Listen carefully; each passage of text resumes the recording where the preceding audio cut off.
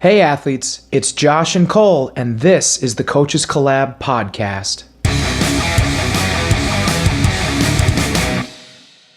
Voila. Action. Let me just slam this right into our listeners' ears. Yeah, action. But yeah, we gotta find Courtney. Seriously, leather conditioner or something. I already found And it. we need to find a dust off that's for leather. What? You know, like Pine Sol, where you spray it. We got a new couch, guys. We got a new couch. They got a new couch, not we. I don't live here. You'll but- be sleeping there. Well, if you ever get wasted at Blue Line and you need a place to crash, we got a couch Well, that'll I fit. appreciate that. Yeah, we got a couch that'll fit. We'll put both recliners out and we'll move the coffee table over. It's There we go. basically a mattress. Yeah, basically, yeah. That's at least a full size. Yeah. Ah, bitch, I bet it's a queen. Oh my! Are we really? Woo! That is a non-tip mug. Thank you, non-tip mug. But, you know, you lean this bitch way back. I don't know. You know what I'm saying? You know what? This is more than a full. I Oh grew my up on a God. full-size bed. You know we're recording right now, right? I know I am. But look at this. That's decent, yeah. This is. But how much 6 is that? foot wide. How much is that usable space? I mean, I'm not gonna like. 60 by 80 is. Oh, bitch, you could lay. Yeah, but how You am I and gonna lay Katie. up there with the middle You'll be part? like right here. You Yeah. know what I'm saying? We got the couch reclined. But no. 60 by 80 is a queen. This is 60 inches wide. You know it's what? 80 inches long. Josh, I think this is a little irrelevant. You know what? I don't care.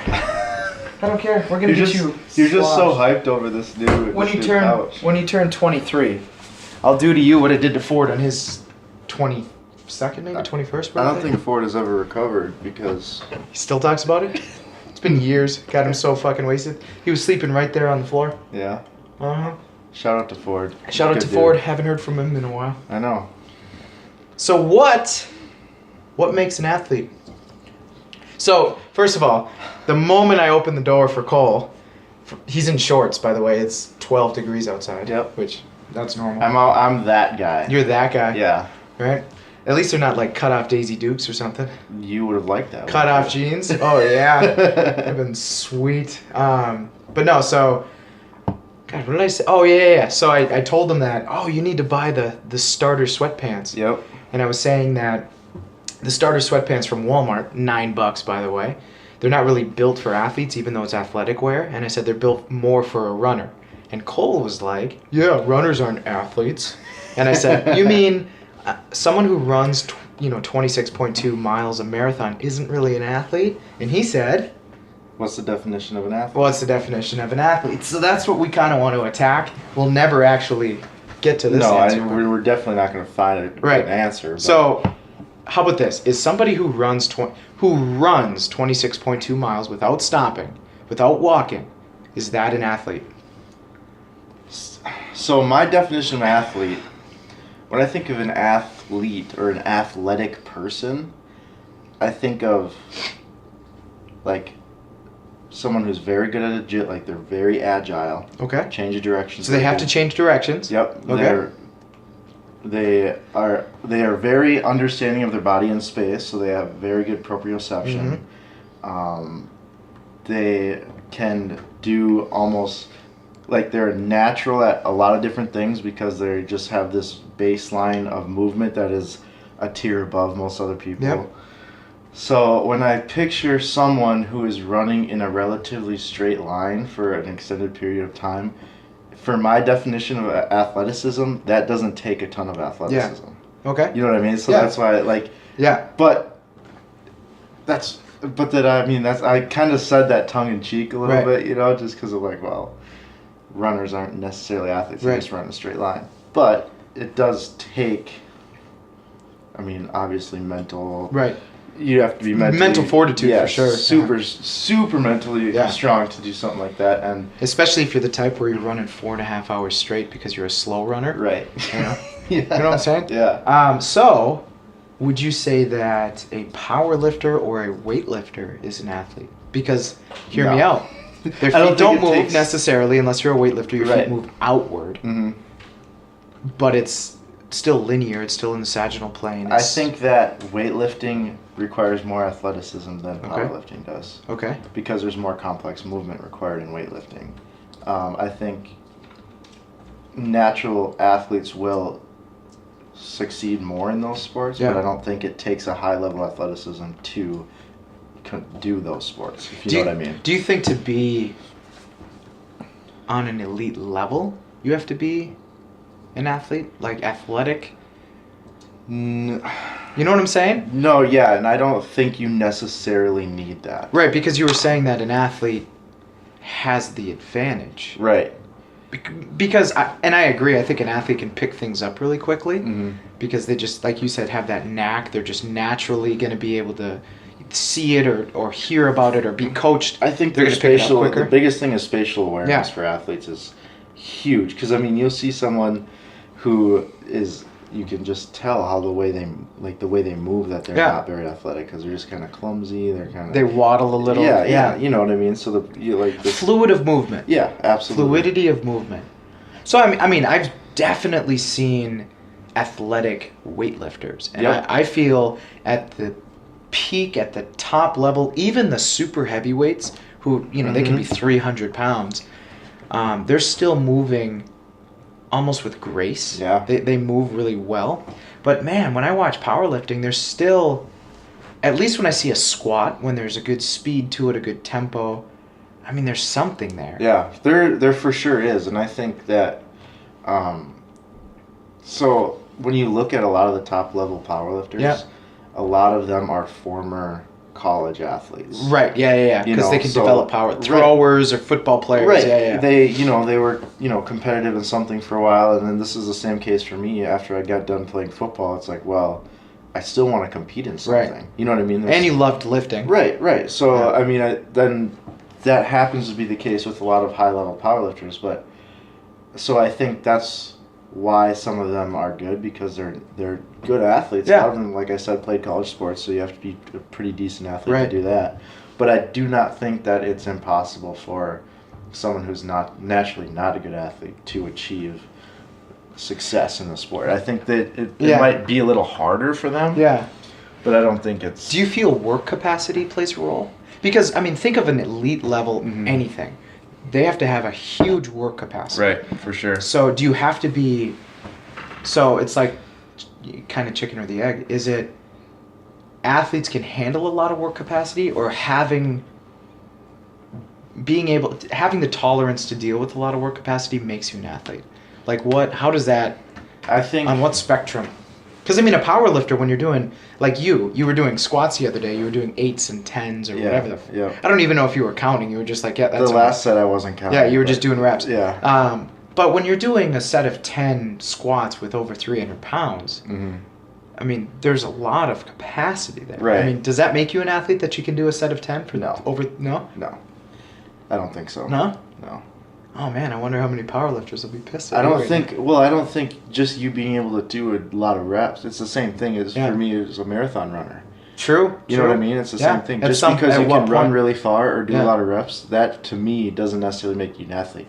If you can do that and you can do it in a perfect form, and you know what I mean, then Yeah. that's more athletic than just doing it Okay. by itself. So then you know? were saying before a sprinter would be an athlete. Yeah, But an Olympic caliber sprinter is still only running in a straight line. Right. No. Yeah. I don't really necessarily You know, because think so that. Yeah. I look at I look at a sprinter as somebody who can generate a lot of power in a short period of time, Mhm. move their body weight, 55 meters, 100 meters, whatever it is, in a very quick pace, like Usain Bolt, Yeah. fastest man in the world. Him being at the top end, he generates a lot of power. Same for a power lifter, though. Yeah. They're generating a lot of oomph. So wouldn't a power lifter, I think a sprinter, a track athlete Yeah. or like a sprinter Yeah. or a runner and a power lifter may be kind of on the same Same plane level? of Okay. athleticism. Okay. Whereas someone who is an NFL player, right, or changing direction, right, or that soccer player, or right, whatever. I think that requires a different tier of Yeah. athleticism.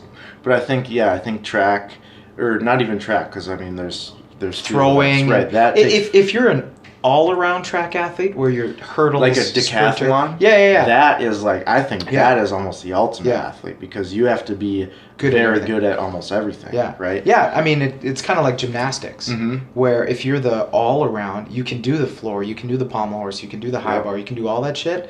And I think that's what takes a superior athlete Yeah. is to be decent at all of those So- things because they're, you know what I mean? But you said it yourself, decent. Right. So you're the jack of all. You're not good at one thing. So let's say let's just use gymnastics as an example. Okay. You know, you're the best all around. So if you know, let's say there's 4 events and you do well enough in all 4 that you win the all around. Right. But you're not good enough to win any one event. Right. Are you just a bona fide CrossFitter? Whoa. So right? No, Because yeah. CrossFitters are just or the classes I teach, I call the people I train athletes. Mhm. Because I feel I'm their coach, they're my athlete, that's the relationship. I don't like using the word client. I don't either. Right? Yeah. I try to stop using that yeah. because it's just, I don't like it. Yeah, so I call them athletes, and they have a high work capacity. They're coming in, they're doing resistance training, they're doing tough things.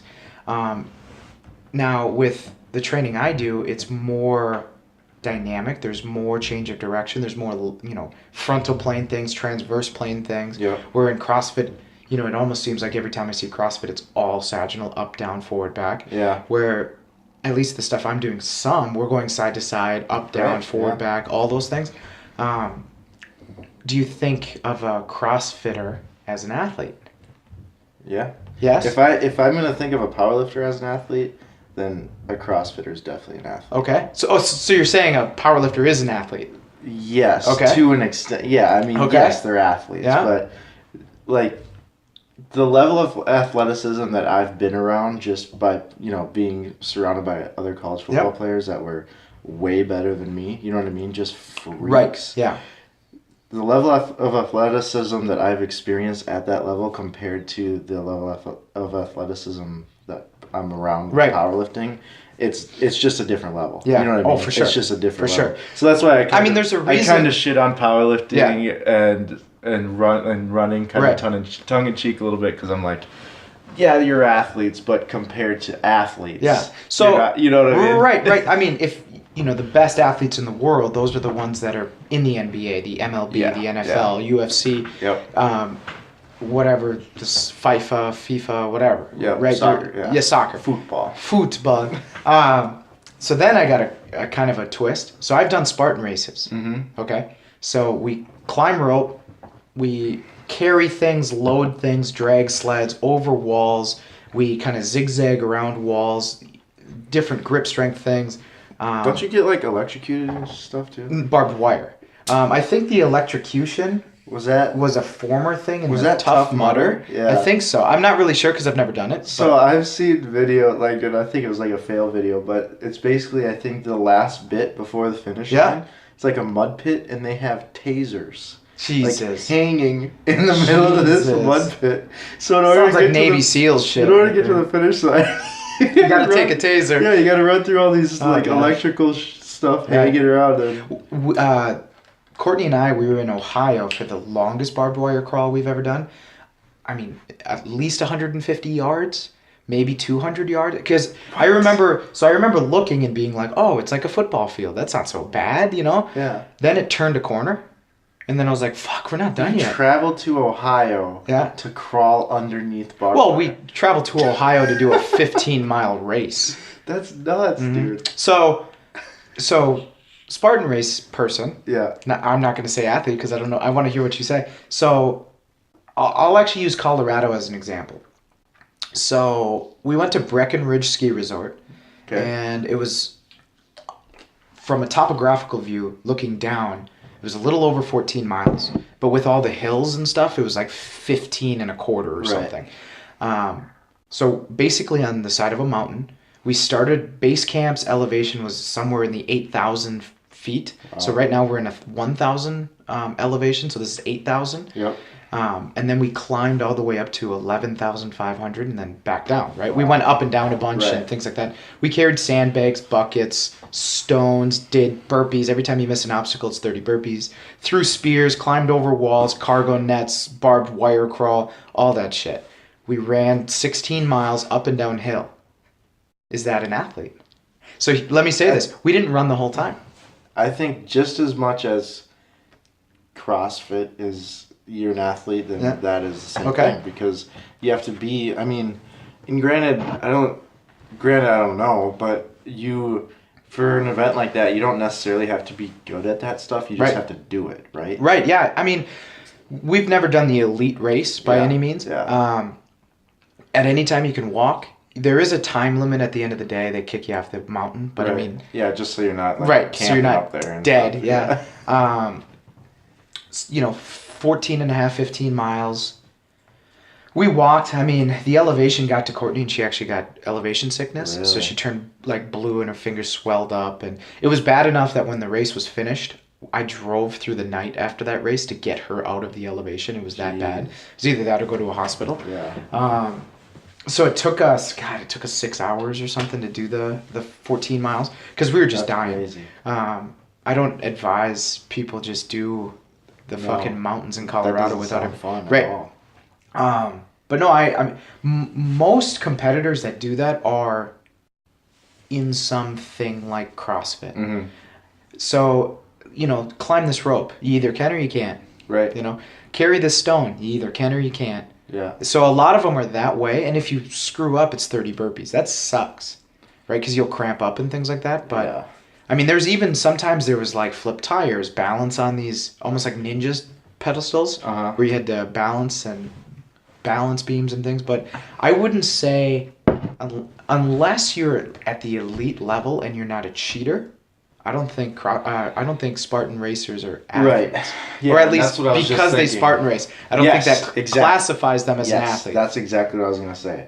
Just because you do it, but I mean, anyone is an athlete. You know what I mean? Are they though? If they're doing something, I think. Walking on a treadmill. I don't know, man. We're in the weeds on this one. You know what I'm saying? I do know what you're Right? saying, but Or here's okay. So let me Yeah. rephrase that. Everyone has the potential to be an athlete, and it doesn't depend. Like, regardless of how athletic you may be. How about that? okay. So So because you could have the least athletic person, but like I just said, powerlifters are athletes. The least athletic person ever could get under a bar and squat, Right. and in my regard, that would be an athlete. would you right? say an athlete has to have the ability to jump? Yeah. Yes. Yes. I Not think all that's powerlifters can jump. Who? I think Fine. all They can jump. How about this? Should it be?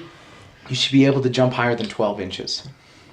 I know. Is there like know. a vertical that you should be able to hit? No, to be I considered? don't think there's a baseline vertical, but You know I what I'm believe saying? you should be able to get off the ground. But come on, I'm sure you can think of some people at the gym that lift heavy, consider themselves power lifters, and probably can't.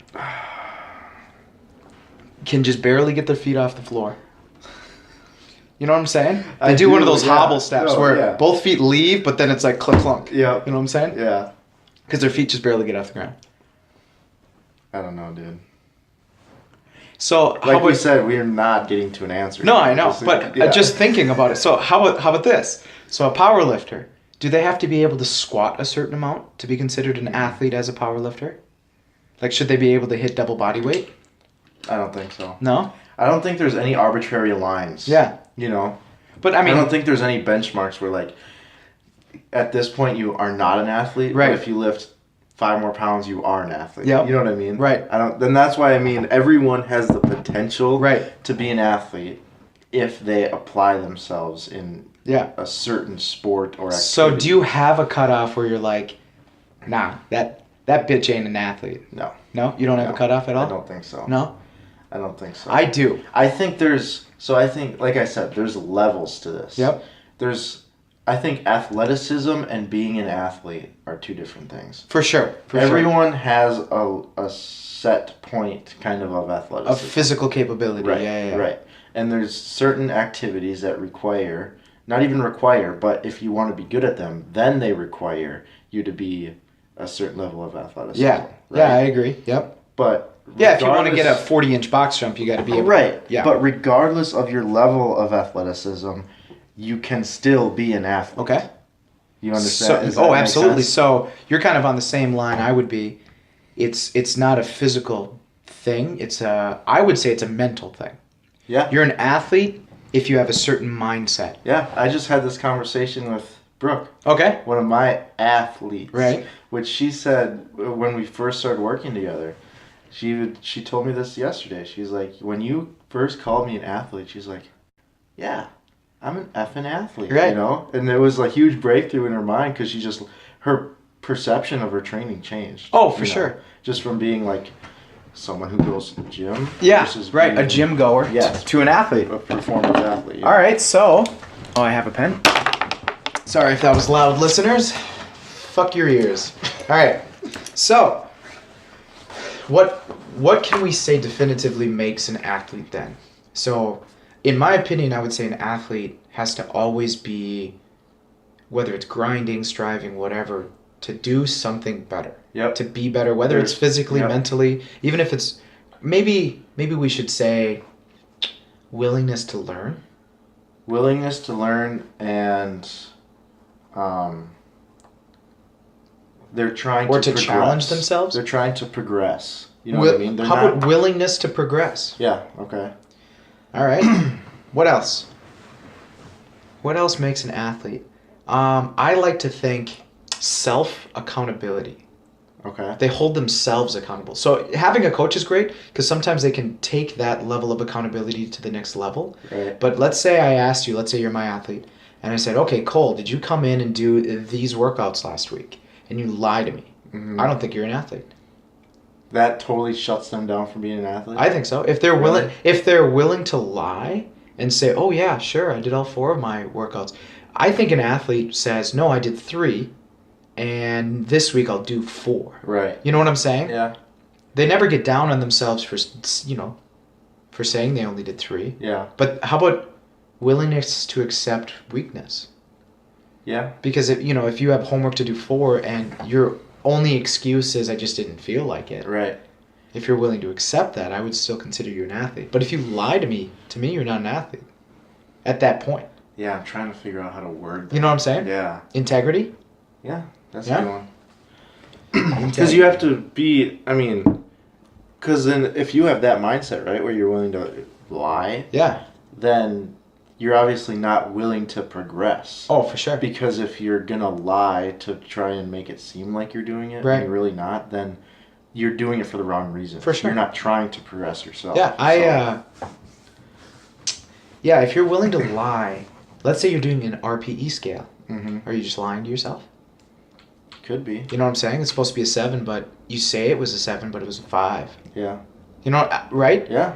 I mean, it's different if you go in and it's supposed to be a 7 and you do an 8. Right. Because maybe you guessed the wrong weight and it was a Right, little maybe you harder took than a bigger thought. jump than you thought, yeah. Yeah. But if you So you're saying if you're like sandbagging. Yeah. Yeah. A sandbagger doesn't make an athlete. Yeah. Because again, that goes back to they're not willing to progress at that point. Right, 'Cause exactly. they're not willing to do what it takes Yeah. to get better. Yeah, so I guess what I would like to say is somehow come up with like an infograph or something that we put out there to all of our listeners that not that it's a badge of honor or anything, but it's like a checklist of these 4 things, these 5 what things makes an athlete Yeah. in our mind. So would we say that integrity is its own or it's part of willing to progress? I think integrity is its own because Okay. it's more of a mindset. Yeah. I think. Okay. You know? Yeah. So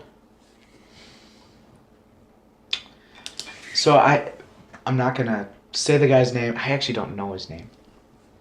The guy we've been talking about opening a new gym, right?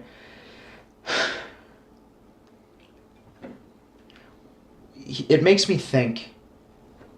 Do you have to be willing to help people to be an athlete? Do you have to be I don't think so. okay? Think about how many assholes Are great incredible athletes. Yeah, for sure. And that's what I was thinking too. Like, do you have to be courteous? Do you have to help people? Do you have to care I don't think so. about others? No? I don't think that. Obviously, in our minds, I think so. Yeah. If you're an asshole, you're an Yeah. asshole. Yeah. You're not how about this? You're not an athlete I want to associate with. There you go. Right. Yeah. But I think you could. You can be a douche. You can be a shitty person For and sure. still be an athlete, I think. I'm sure there are plenty of them in the NFL. Oh, yeah. You know In what I'm any saying? sport, yeah. Oh, for sure. Yeah. Especially when money, ego, things like Oh, that yeah. get involved. Shit, I'm probably not the nicest guy to some people too. Right. Fuck all of you. I don't give a shit. Right? Whatever. What else? So back in martial arts days, we always had the tenets of Taekwondo. We Yep. learned them from day one. Yep. Like the it 10 was- Commandments of... Yeah, but it was 5. Right. Integrity, self-control, Mm. perseverance, never giving up. Courtesy, integrity, self-control, perseverance. Oh, there was only 4. An indomitable spirit. Where Really? in Is that like the abominable snowman? No. Indomitable, not abominable.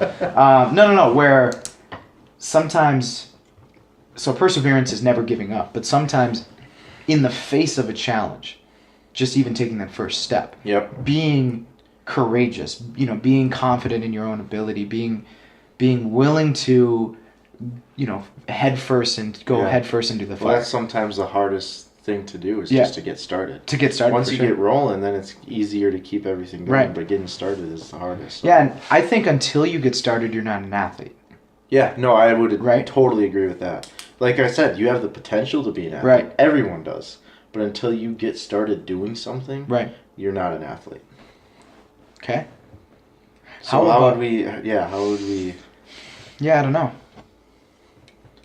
know. We'd have to think about that for a second. But I do like perseverance. I think, yeah. Because when you realize that you have a 20-week program set up, it's heavier than you've ever done before. Mm-hmm. Or, even football players have a volume training program Right. or a protocol. Even basketball players. So when you see that volume is You're gonna be- like 2 weeks in, Yeah. and your body feels like absolute And you have garbage. 4 to go. And you're looking at your program, you're like, I have no idea how I'm going to complete this. Yeah, but you just keep trying and keep going, trying. one day Or at a time. I always like to think that the days that I miss repetitions, and you Mhm. just try again, or let's say the bar beats me that day. It pisses me off, but I always remember, hey, tomorrow or Monday or whatever, I get That's what I another tell- shot at it. That's what I tell my athletes. Round when 2. Even if they want, so if sometimes they come in the gym and they have this number that they want to hit that day, right? Because again, I do RP training, so there's not a number set in stone, but it's healthy to have kind of a frame of reference where you want to be that day. Sometimes you come in and it's just not there. Right, And I always tell them, hey, that weight's always going to be there. right, for sure. Just because you didn't hit it today doesn't mean you'll never hit it. Right, yeah. There's next week, there's a week Nothing after. is worse than when you miss a PR when you're supposed to hit a PR, Mhm. but it's not like training comes to a halt at that point. Yep. You're gonna get another shot. And Exactly. you will surpass it eventually. And that's what a lot of lifters make that mistake when they're near like a big milestone number. Yeah. Like near the hundreds. Yeah. They're really close. Or to near a full 400. plate or Yes, something. yes. Yeah, yeah. Instead of taking what's there, which may be instead of 405, maybe it's 395, maybe Mhm. it's 400, which is what they should have taken. Right. They're like, you know what? F it. I'm gonna throw this plate on. I want to Right. hit 405 just because it's 405. Exactly. Yeah. And maybe they shouldn't have done that, but 405 is always gonna be there. Yeah. See, Hit the number you're supposed to hit or that you should hit, and then come back next week or the week yeah, after and hit for sure. that 405. Exactly. Or the next phase. Who cares? Yeah. You're better off always leaving a little in the tank Yes. than draining that tank. Yes. So I've trained with a lot of trainers, a lot of athletes, Mhm. and I've always been questioned when my coworker is new within the first 6 months, let's say, and they are there when I'm working out or whatever, and they ask me, okay, how much is on the bar? And I say something like, well, I'm doing a clean and jerk at 293. Mm-hmm. Why not 295? Exactly. Because it's not 295 today, it's 293. Yeah. Or I've had it where, let's say squats, it's 304. Yep. Why can't you put 305? Because my program doesn't call for 305. Yep. And I'm not saying that 1 pound makes a big difference, but sometimes it's 306. So Some that's- people are going to put 305 on. Fuck you, I'm going to put 305 in an extra set of clips. Yeah. 306, it's close. So there we go. let's come back to the athlete thing a little later. Okay. But that brings me into this whole ego thing. Yeah, that I yeah, wanna talk yeah. about. Let's talk about it. So this whole athlete mentality and ego thing is I think it's one of the biggest issues with strength sports because there's so much ego attached to Yeah. it. how much can you lift? Well, and that's, I mean, because that's what we live by. Right. It's We our don't measuring say- system, right? Yeah. So anytime you meet somebody new, it's what do you do for a job? Yep. Anytime you meet someone new at the gym, what do you bench? What do Yeah, you squat? yeah. What do you deadlift? Right. What do you snatch? It's almost like it's messed up, but it's almost like a form of hierarchy in the gym. Oh, for sure. It's just, you know what I mean? And it's not, I don't think it's a good thing, but that's just how it is. You know, what's really interesting is it's true what you're Mm-hmm. saying. So let's say someone says, well, I can squat 500 pounds. Yeah. Okay. I used to be like, holy shit, that's a lot of weight, blah, blah, blah. But do you think it's a hierarchy in that it's the total number or based on weight? So, like, if you're 400 pounds yourself Yeah. and you're squatting 500, Yeah. do people care? Or is it more impressive to people, the average person, the 150 pound guy doing 500 pounds? I don't think that's as impressive to the normal person. No, I don't think think so either. overall weight. I think so too. And I it's think funny that because number. I just saw a meme about this the Yeah. other day, and I don't really know where I stand on this. Like, Yep. obviously, since I'm in the sport, I appreciate smaller lifters making bigger lifts. Yeah. But I saw this meme, and it was said that the dung beetle can lift like 12 times its body weight, and then the next picture was a rhino's still gonna stomp that motherfucker out any day. Yeah. You know, so like at the end of the day, to me it's more impressive when a guy squats 1,000 pounds. I don't care if he's 800 pounds. You know what I mean? It's still 1,000 pounds. Like Ray Williams, he's 400 pounds. He squats 1,000 pounds, which is, I mean, it's just over. You know, it's over double his body weight. But there's smaller lifters that lift. You know, they lift 3 Well, times body weight. Dustin Miller. Yeah. he's the classic example. Now, what's interesting is a guy like Dustin Miller, he's a cop. Yeah. I'm sure he knows how to whoop a 200 pound guy's ass. Yeah. So, I guess I don't know what to say. So I've always been a pound for pound type guy. Of course, because you're I've always been small. You're a smaller guy. Fuck yeah. So of course you're gonna. Of course, Yeah. it's always to my Yeah, advantage. it's like, well, yeah, sure you lifted that weight, but Right. how much do you weigh? Right, exactly. Yeah, you're always That's that exactly. dude. I was saying to myself yesterday, I'm like, I'm high bar squatting over double my body weight, bitch. And I'm like, it's not that much, but Yeah. compared to anybody else, it's, I mean, if I were high bar squatting 450, which is almost, it's over 2.5 my body weight, you know, that's something to be proud of. Right, yeah. Double body weight is nothing for a little guy. Yeah. Right. But I noticed that I was like, fuck yeah, bitch, I can Mhm. double body weight squat. Well, but like you said, it's just like the dung beetle and the rhino. The rhino's still gonna stomp you at the end. Yeah, yeah. And that's a lot of the reason why I liked martial arts is because this dumbbell's got teeth. Yep. You know, that's how I always thought it. Yeah. But still, a rhino's still gonna run up on you and fucking I don't Yeah. give a shit. Yeah. So yeah, back Back to ego. to ego. So like you had mentioned, you know, when someone comes in, they're like, why are you doing, you know, 293 and Yeah. like just 295? And it takes discipline, and because I mean we're all meatheads. We all have that urge to throw that other Oh. 3 The 2 pounds pounds, on. yeah. Whatever. Right. We all want to do that, Yep. but And what a shitty ass number too. oh yeah. 295. So you got to put, you know, the 25s on and 10s, or you got to find some 35s. It's already a pain in the Don't even ass. get me started on 35s, dude.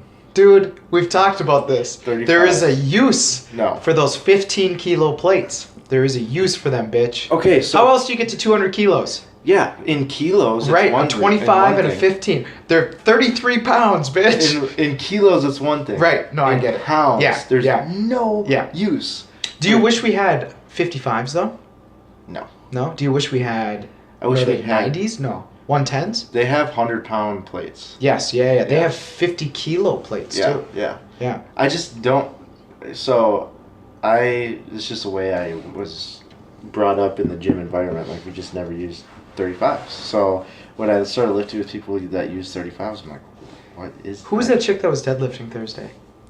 Jessica. Yeah, she had 35s on. I know. That I know. pissed you off? I have yet to transcend everyone into this mentality. Brainwash? Yeah. Transcend. What a word. What a word. Brainwash. Well, I just think that we should melt down all of the 35s and Oh, make yeah. more 45s. There you go. You know? There you go.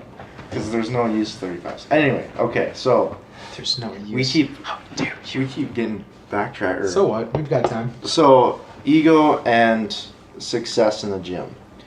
So, this sport, as mentioned before, it's a marathon.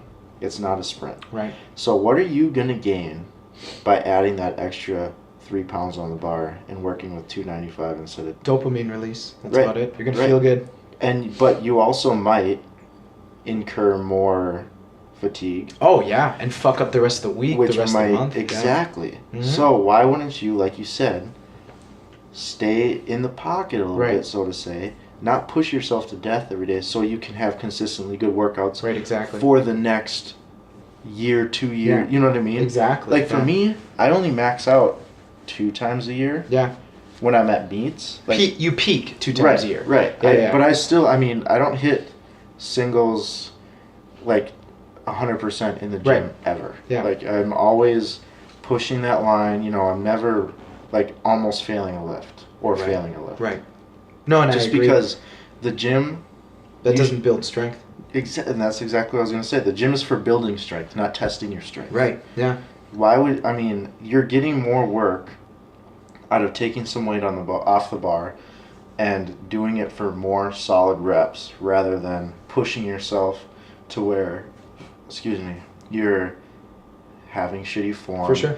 and you're not getting as much volume because you're failing reps Right. and you can't do the reps. Why don't you just take 10, 15 pounds off, Yeah. get your reps Yeah. in, because over time, think about how much volume that's going to add to your Yeah, training. if next year in, let's say, November, whatever you're doing for 100 pounds, now you're doing it for 115. Exactly. You know, you just added all that volume, and it makes a Exactly. big difference. And that doesn't even bring into the account of possibly pushing yourself to injury.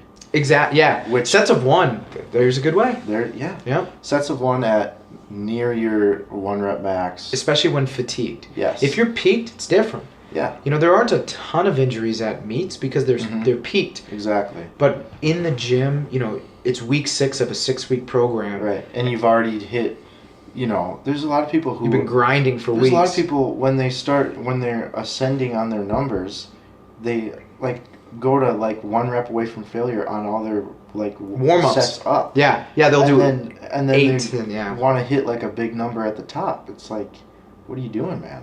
exhausting yourself. Yeah. And So, setting yourself up for injury because if excuse me, if you pre-fatigue yourself, you're going to force yourself to grind out. Mhm. But I saw a little tangent.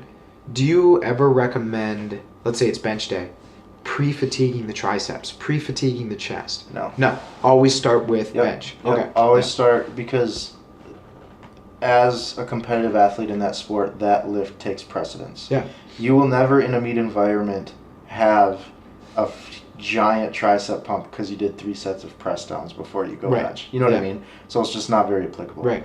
But so that's why, I mean, my boy Tyler, who just started with me, he was, before he was deadlifting, he was doing some of his back accessories first. Yeah.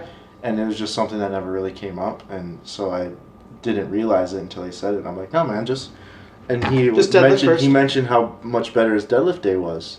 Oh, for sure. That he didn't do them first. Well, you I'm didn't like, just waste, "Oh, let's say, 20 minutes doing Right. something else, right. and you I'm know, like, these 3 lifts always take precedence, so you'll always do these first and then do your back off stuff second. But yeah, for sure. I mean, there's obviously situations Right. where Yeah. you might benefit from pre-exhaustion Right. if that's, you know, Especially if you're a bodybuilder. right, if that encompasses your goals, but just Right. for what we're doing, that doesn't really No, help us. for performance, I agree. It Right. doesn't. There is an exception to that. There are some Ukrainian, Russian style lifters that always say that you should train your lower back and then go into, or the Bulgarian style of weightlifting, max out on front squat first, then everything else, then max out on front squat at the end. Right. Because for the Bulgarian method, it kind of gets your body ready to exert as much as needed. It's when you're almost doing like those. It's almost like a warm up for intensity. Yeah, Because yeah. you're not doing, sets of 5, 4, 3, 2, 1, 1, 1, 1, 1. No. Yeah. You're doing 50 You're like- kilo jumps. You're like gonna exciting get your there. nervous Yeah. system before Yeah. you start. You're doing trying to what get to you're your 1 rep actually max front squat in 5 or less reps, and then Yeah. you're going for it. doing. Yeah, that's an interesting thing, and that I've done that with some some sports athletes that Yeah. been with. Right. Oh, for sure. Because they're in their Do some situation. PAP. Right. In their situation, they play 4 quarters. You Yeah, know, and they have to exactly. be explosive and ready to go in that 4th Yeah. quarter, just like they were in the first quarter. Yeah, the Bulgarian method, in that sense, can work really well for an athlete Yeah. that has a long game. Yeah, and I think that's just, I mean, that's why your goals really just dictate how you're going to train. Right. So then I have to ask. So I saw it a lot when I first started at the gym. Crone would have a lot of his athletes deficit deadlift as they were ramping up. Do you do that? Do you No. like that? Okay. No. Yeah, because his philosophy was always kind of like Amanda's. I want it to feel heavy, and Yeah. then when we get heavy, it doesn't feel as heavy. Yeah, so to me, It's a long pull. I'm a very skeptical and like scientific based Yeah. guy. So if it doesn't make sense, like scientifically, like why? Right. You know what I mean? That's kind of my mindset. And the problem with the deficit pull, and Brooke and John, if you're listening, you'll appreciate this, because John, one of my athletes, asked like if he could, because someone was doing him in the gym, and he asked about him. He's never. I done call it him before. Battle Ready John, by the way. Do you? Battle Ready because of Nice. his Batterberry. Yeah, but he asked about them, and I don't like them just because they're putting you in a position you'll never start from. Ever. Yeah. Ever in Mhm. an actual deadlift. Mhm. You're never, that starting position is different, and Yeah. For most people, they have to almost lose the extension in their back. Yeah, yeah. They have to be. it puts you in a rounded. compromised position. Yeah. You know. And then forces you, while you're pulling on this weight, to extend, 2 inches off of the Mhm. pull, and now you're tight again and you can go. Right. I just don't. I think it doesn't apply. Okay. For me, I am so my mindset towards kind of those types of accessories is if it's that much different than the competition movement, there's no point Right. in it. really. I would much rather do a pause. Oh, deadlift, yeah, where for you sure. pause halfway up. Pause your at the shins. shit. Oh my god. Because if you want to make that's the point I've of a got deficit something to deadlift, tell right? you. Yeah. Is to make Woo! the lift harder. Yeah, And exactly. you can do that in multiple different ways. Oh my god. So 2 things. One, you're gonna cringe. This is usually in a general phase if I'm trying to overload my back. As a weightlifter, I'll do snatch deficit pulls. Mm-hmm. So it makes the pull longer Right. so that I stay over the bar longer. Snatch grip already is a long pull. For anyway, sure. because your grip is. But it's super even wide. longer now. Right. Yeah. So I do it because it forces me to be comfortable over the bar because I always have the tendency to bring my shoulders behind the bar, as do every athlete, because it's more comfortable. Right. It's not a comfortable position being over the bar. It's better for the lift, Yeah. not comfortable. And then sometimes if I do deficit pulls for, let's say, 4 weeks, I might have 4 weeks after where I'm doing deficit snatches from that position. Really? Because again, but it's very light. It's not like I've I'm seen- maxing out. I've seen Juggernaut and Max do some deficit stuff. Yeah. And Again, it's meant primarily to overload your back and force you to stay over the bar longer. Right. You're not maxing it out. You're So doing in- 6 sets of 1. in that mindset, you are. You're working on kind of throwing off your timing because let's say I put 10 pounds on. I've never lifted it before. It's a PR by 10 pounds, which I would never do. You're going to be a little bit more ready because you're used to that timing where when it is a little slower, Right. you can still adapt and Right. adjust. And it's more, like you said, it's more of like conditioning your lower back For sure, to yeah. be more Yeah. stable in that whole. Yeah, and again, so with weightlifting, because 5 days a week you're working your whole body essentially, from legs to hips to back to shoulders. There are some days your whole body hurts, not just a Yeah. little piece. You have to somehow fit in. How do I get my legs stronger? How do I Yeah. get my shoulders stronger? How do I get my back stronger so that I can still ramp up in intensity as I go? And that's one way we do it. And that's because you're always doing kind of a full body thing. Yeah, so you almost have every to day. find ways to do the full body Yeah, thing, but still exactly. accentuate those Yeah, certain weaknesses. which is nice for that we may powerlifting have. because you have your bench, your dead, Right. your squat. You're Right. not doing a clean and jerk. You're Right. not doing snatch. You're not, they're pretty much body type or body part specific. Yeah, for the most part. Yeah. Yeah. Assuming you traditional deadlift. Yeah. Right. Yeah. And then the second thing I was gonna say, God, I don't remember. Fuck, this was really Deficit fun. deads. Oh, pauses.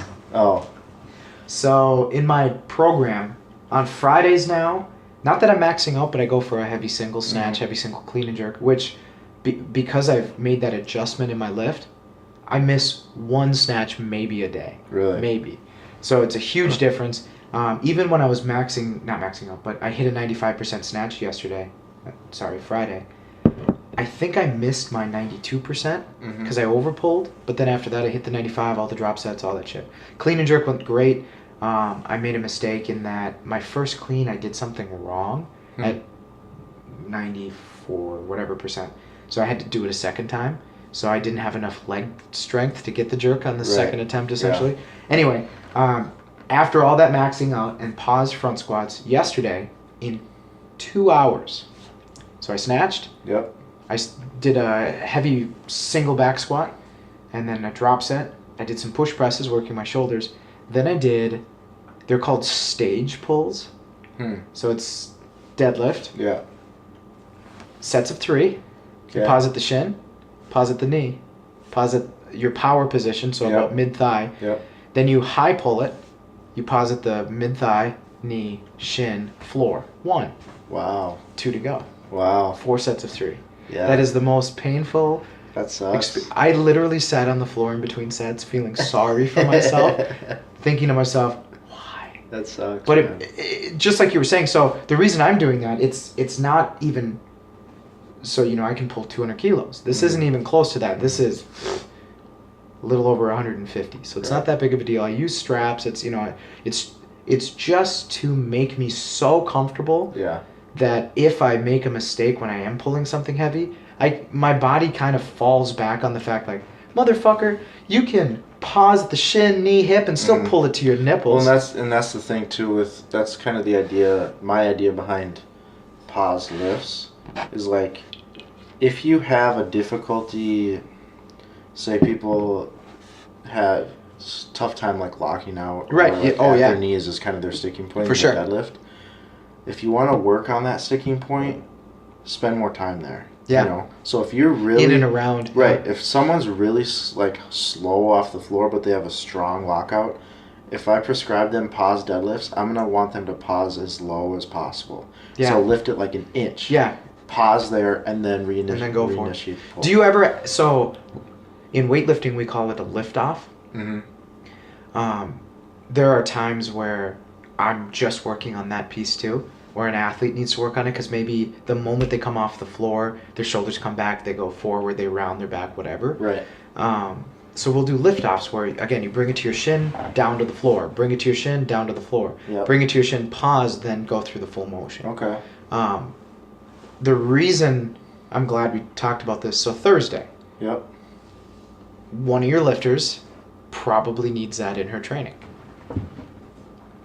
Possibly. Yeah. Have you talked to her about it? No. So No. she's actually not my lifter. Oh, okay. Yeah. So don't have to mention her name. You Right. know who I'm talking about. Yeah. Would you recommend? So when I saw it, it almost seemed as though mentally she got ready. She took her breath.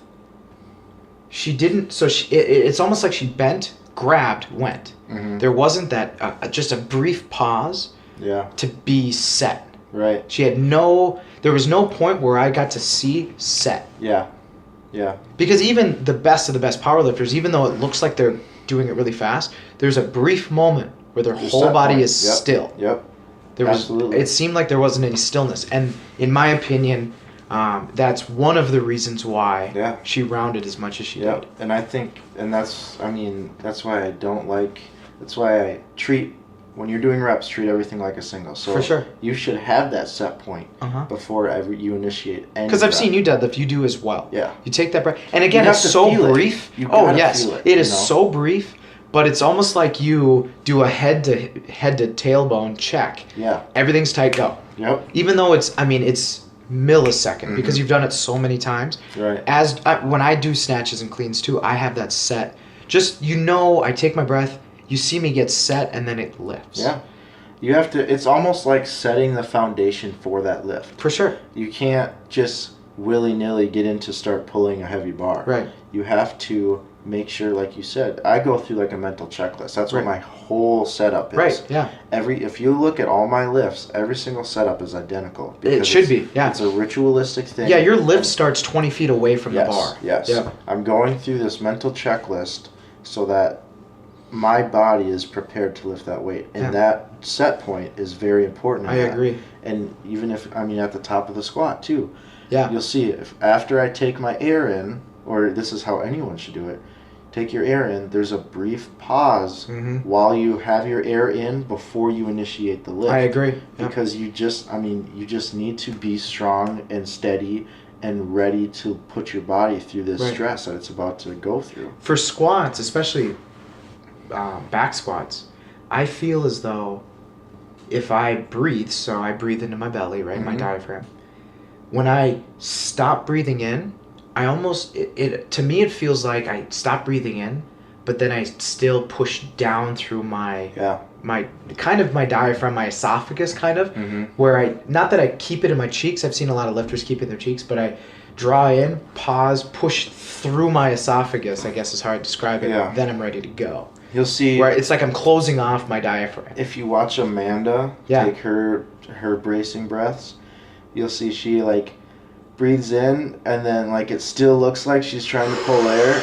Yeah, but she like holds it there Yep. for a while and then she goes. Yeah, but with her, you can almost see like her air settles and then Yeah. she goes. She Yeah. waits until because she'll fill her belly and her lungs up. Yep. But then they not that they deflate, but then her shoulders will come down just Yep. a little bit. Yep. And that's what I'm getting at. Mhm. I feel this person we're talking about, she didn't have enough time to do that. Right. Now, do you think? And I'm sure you've seen her lift in the past. This is the first time I've ever even seen this person, Mhm. so I'm not putting any judgment down except that set point is probably what she needs to work on. Do you feel that would fix her if she would just not It could- hesitate but pause for a brief moment? Yeah. Or do you think she needs to work on some lift offs? It's hard to say. Okay, because she She's- kind of was tight, but the moment that bar even started to move, she rounded. Right. She almost rounded before the bar even lifted. That's what I mean. Yeah. The thing is, she's come so long I'm since sure. the first time I've seen her pull Yeah. that like now it's kind of just like tweaking this. Yeah. I even had her like play with her stance a little bit too. And like, sumo. She's Right. certainly a sumo lifter. I mean, she's built. Holy Yeah, shit, she's yeah, built. Yeah. And again, by no means, if I ever meet her, I'd love to have a conversation Yeah, with for her. sure. And No, she's awesome. Right, and I'm sure she is. It's just I feel as objectively as I can be, only seeing her for the first time, Right. fresh eyes. Yep. I think those two things would help her a lot. Yeah. Yeah, I think you're right. You know- Well, and her coach has given her some paused deadlifts. Off the floor. Yeah. Yeah. Yeah. Have you So- have you ever seen her execute those? No. Okay. Because again, I'd be nervous.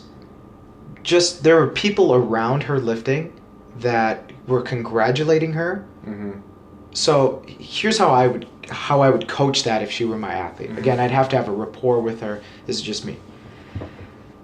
She grabs it, she goes, she stands up with it, she sets it down. Great job, insert name here. Okay. Yeah. Did you feel that you rounded? Yeah. And she definitely does. I'm sure she does. She definitely, because she had programmed like 8 singles that day. Yeah. So, and between every one, she was like, how'd that look? Was it better? Was it worse? Because she knows she's had this That she's issue. working on it, And yeah. she's been working on it. That's what I mean. Before it was bad. Yeah. But now it's gotten better. And maybe it just takes, maybe it takes one of those things just Yeah. to throw in there. And, So also she's a sumo deadlifter. Mhm. I don't know if you use this as a teaching tool, but in the past I've used a PVC pipe Mm, where they have to have contact, upper back, lower back, tailbone. right. 3 points of contact. Yep. Very light weights, but I'll have them do tempo deadlifts Yeah. where, so I can't remember what, 205 or whatever she was deadlifting. Yeah. I would have her deadlift, I'd get bumper plates out and make her do 95. Yeah. So it's the proper height, which is why I like bumper plates, by the Mhm. way, is because when you're teaching something, right, that's really the only thing they're good for. God, I had a great comment for you yesterday. So yesterday, some guy was in the room that I was working out in, and he was deadlifting using most of the bumper plates. And I'm like, Yeah. fuck, I need a set of 45. So I knew where they were. Yeah. So I came out onto the floor, and I got bombarded He by walked into the lion's den. right 10 power lifters. They're looking at me grabbing these bumper plates, and I made a comment like, I need to have these rubbers or something so I don't get pregnant or whatever I said. Yeah. When I got back to the room, I thought of this. I was like, I wish I would have said, I'm hitting these snatches so fucking hard I need rubber. Or something. I need a rubber so I don't make them pregnant. Isn't that the worst feeling when you're like Oh, out of a it's situation and you're like, shit, Yeah. you should have said that. for That sure. was way better. Oh, God. But we were just giving him all shit because he was using bumper plates, Uh-huh. and powerlifters usually use steel plates. Right. So we were like, And I had to walk by this guy that was 30 seconds away from being ready to squat 4 plates. Yeah. So I did feel bad, and I knew he had his headphones in so he couldn't hear me. So I told the girl I assume he was with, I was Uh-huh. like, dude, apologize to him when he's done. I didn't mean to do it right now. I'm sorry. Yeah, I just yeah. need these and I need to get Yeah. out of here. But no, they're just ridiculing me. But that's why I like bumper plates, is because you can essentially have a 10-pound plate. Yeah. You can use an Olympic female bar, which is a smaller grip. It's only 33 pounds. Right. So you could be teaching somebody how to And you're deadlift on at that, 53 pounds. And you're at that. That's why the bumper plates are needed. So Yeah. you're at that step point where the Exactly. bar is. Yeah, because, I mean, can almost everybody pick up 135 pounds? Yes. Yeah. It's, can they do it right? Right. And that's, so I would put this girl, PVC pipe on her back, Mm-hmm. tempo 5 seconds, or maybe even just a 3-second pull to the knee and then just let her lock it out. Yeah. Because she locks out quick. Mm-hmm. And I think it would throw her off if she had to go slow above the knee. Right. But again, I've never seen her. I don't even know if that would work. Yeah. But those are the tools I've used with some of my athletes in the past. Yeah. Because for deadlifting, when you're doing elite level weights, form's got to be perfect. Until you're there, you can get away with some stuff. Right. And what's awesome about her is that she has a great mindset. She's like, well, I need to get this right before I use heavier weight, because I Which don't want is- to go yeah. back. You know what I mean? I don't which wanna is what get you were saying hurt. with ego. Yeah. She's the classic type where she'll only do 293 instead of 295. Yeah, because she's that's got what the program She's got calls that for. awesome mindset. Which is, it's so nice from a coach's standpoint if you have that mindset, Mm-hmm. because then we can brainwash you easier and say it's 293, it's not 295. Yeah. And you just understand that there's a reason, a rhyme and reason. Yeah, to and this. that's not. I mean, we all have that competitive drive where we want to put on more weight. Yeah. And you still need that, because that's what you're going to need in order to progress and Right. get stronger, right? But you also need to have the discipline to know what and to use the right weight at the right time. Right. And for me, so my book, because I basically do the same program, at least 85% the same program Yep. every year, and I'm Just modifying tweaking here things. and there. Yep. Changing, I started a little too high on my percentages or too low, or I didn't feel my legs actually got stronger in this phase or whatever. And then I'll make adjustments. But so I'll program 3 months in advance sometimes, where it's not the numbers, because sometimes it's dictated on what did you get as a 3 rep max here, what did you Yep. get as a 5 here, whatever. You just get the skeleton. Yeah, set. yeah, yeah. I get Yep. the skeleton set up. And when I am calculating, let's say, squats or something like that, Mhm. I've calculated squat volumes for years. I know kind of the range of, at the end of these 6 weeks, my squat volume is going to be between this many thousands of pounds in Yep. my working sets.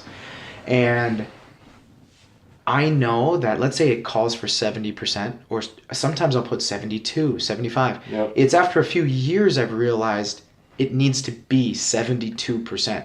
And if 72%, so that I can get through with a 10-pound jump every week for 6 weeks, whatever.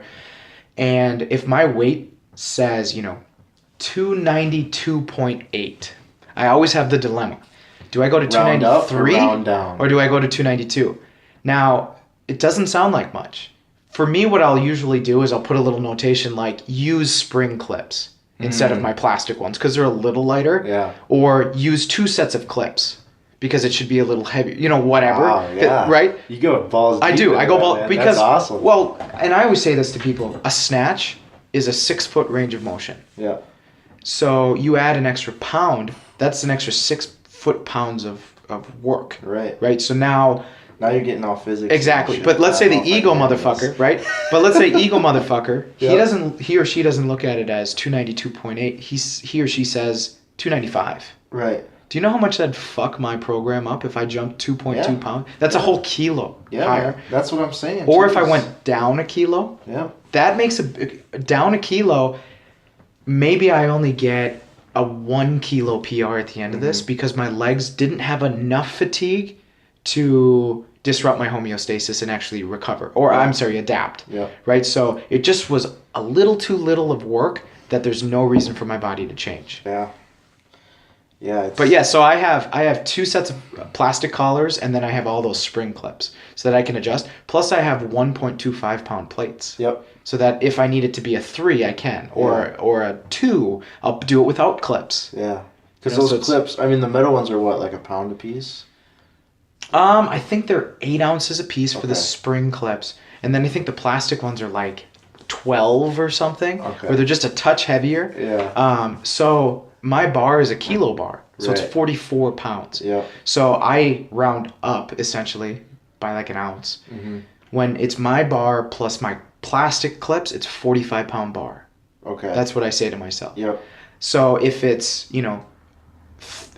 293, I put plastic clips on, but my 1.25s. Yeah. It's in there. It's Right. right. It's probably more like 292.8. It's not Yeah. really 293. Yeah. But again, it's as close as I can get it without always weighing it in or something like that.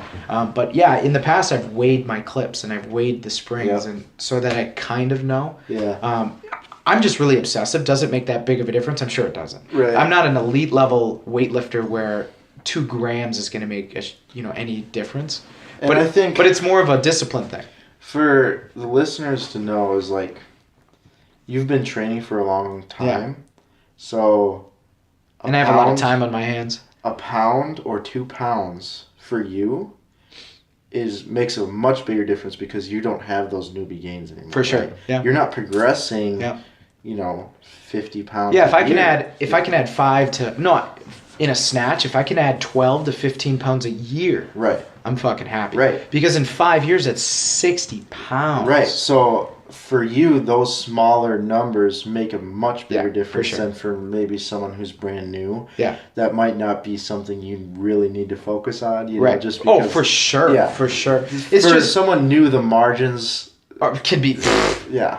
There's, Yeah, who gives a shit? You Right. could have one clip on one side. Not. What's interesting is if I only have one clip on one side, I'll notice. Really. But I just realized I won't notice if one's a spring collar and one's a plastic, because it's so. Dude, But no, seriously, I've you're had crazy, it where. dude. But so you got to think bumper plates slide. Yeah. So if you don't have the clip on, one side slides and I'll catch it twisted. Yeah. And all it takes is those plates to move just a little, and I'll Wow. notice it. But again, when you're talking a 95% snatch, and I'm not a CrossFitter where 135 pounds is a big deal. 250 pounds, which still isn't that big of a deal. 250 pounds, I notice if the plates slide on me a little bit, Yeah, absolutely. I'm also of the mindset that you never tie a PR, you always beat it. Yeah. So I'll put the extra set of clips on always. Really. Yeah, and then Just I'll to make get a the- note in my book like, oh, your PR is So you got 246 or, Yeah. whatever. Or my clean and jerk there was a time where my clean and jerk was 311. hmm Now it's 315, but it was 311. And to me it's not 310. I put the extra clips on, Yep. but I'm not lying and saying it's 315. Yep. It's 311, bitch. Yeah. That's when people round up their PRs. It's kind of annoying. Oh yeah. And even like so I'm peeing again. for jeez, dude. You have no idea how much liquid I've been drinking. Oh my I'm listening. gosh. I'm still listening. So- Hopefully they can hear me peeing. They can. I've heard feedback. Oh yeah. Yeah. Well, they can hear the toilet flush for sure. Oh, fuck the toilet flush. Blame that on Courtney. No, as I was saying, for powerlifting, since the meat is all in kilos, Yeah. when people like post on Instagram or whatever, the actual pound numbers are in decimals, right? Most of them. Yeah. So there will be some people who round up when they post it on Instagram. Yeah. They'll say it's 561. Yeah, when in reality it was, it wasn't 561, it was 560.46 or whatever. But I just, like, for me, that just seems dishonest. Like, I didn't lift 561. I lifted 560. Motherfuckers, I just flushed. Can you hear it? That's right. I just flushed, and I'm washing my hands. There you go, because you're a professional. And you're gonna hear it right now. Ready? You hear that? Hey, once we get a studio, man, then we'll be set. Yeah. Maybe people like that. Maybe they're into that. Yeah. Does that make you want to pee? Yeah. But yeah, so when I do kilos, I always say 2.2. Because Yeah. until it's 300 kilos or something, Right. it's not off by a whole lot. Right. Because it is a decimal, it's more than just 2.2. Yeah. But I know exactly what you're saying. He just snatched 107. It's Well, there's really a couple numbers. 35 pounds. There's a couple numbers that they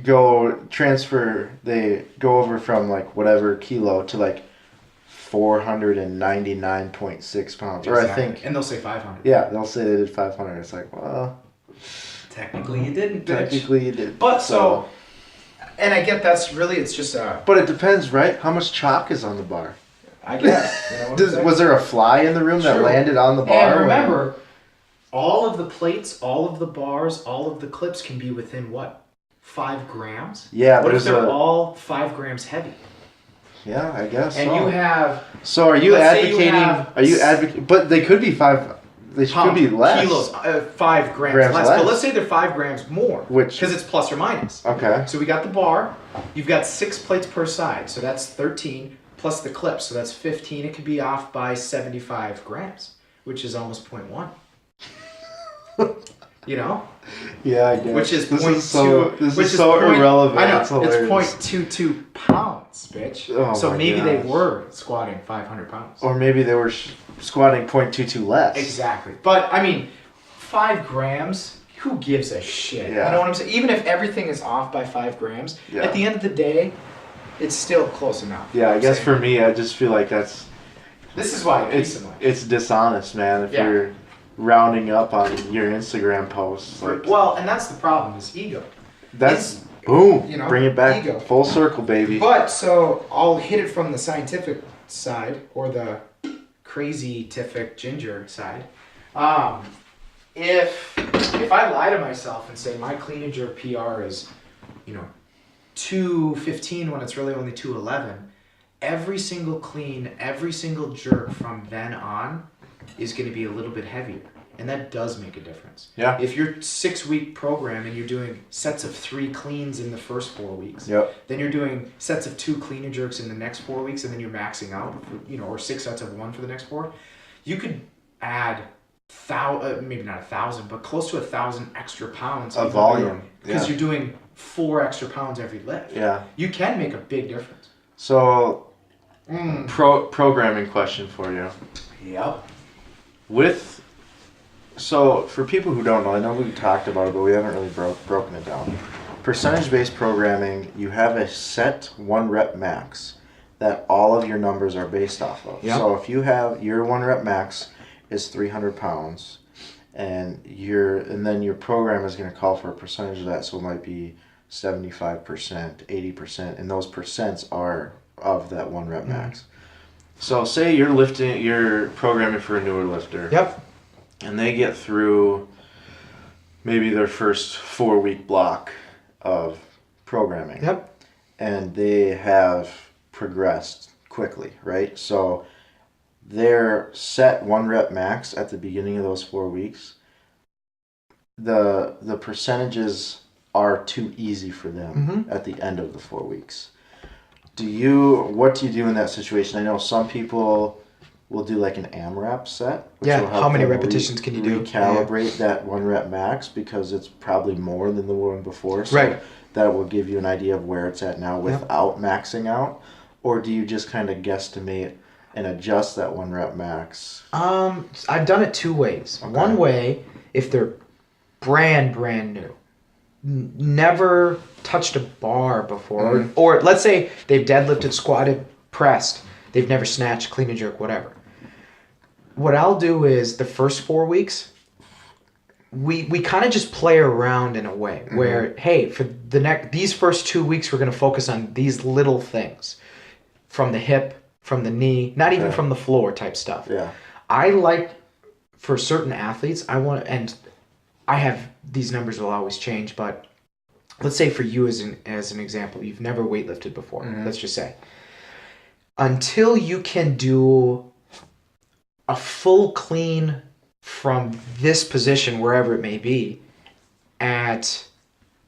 so let's say you have a front squat weight. Let's say you can front squat 300 pounds. Yep. If you can't, from the top part of your pull, your power position, we call it, if you can't full clean 135 pounds, I'm not moving up. Right. Right? So even though, yeah, your max from the floor might go up, that's not my concern. Okay. So that could be if you're an athlete coming from a different sport.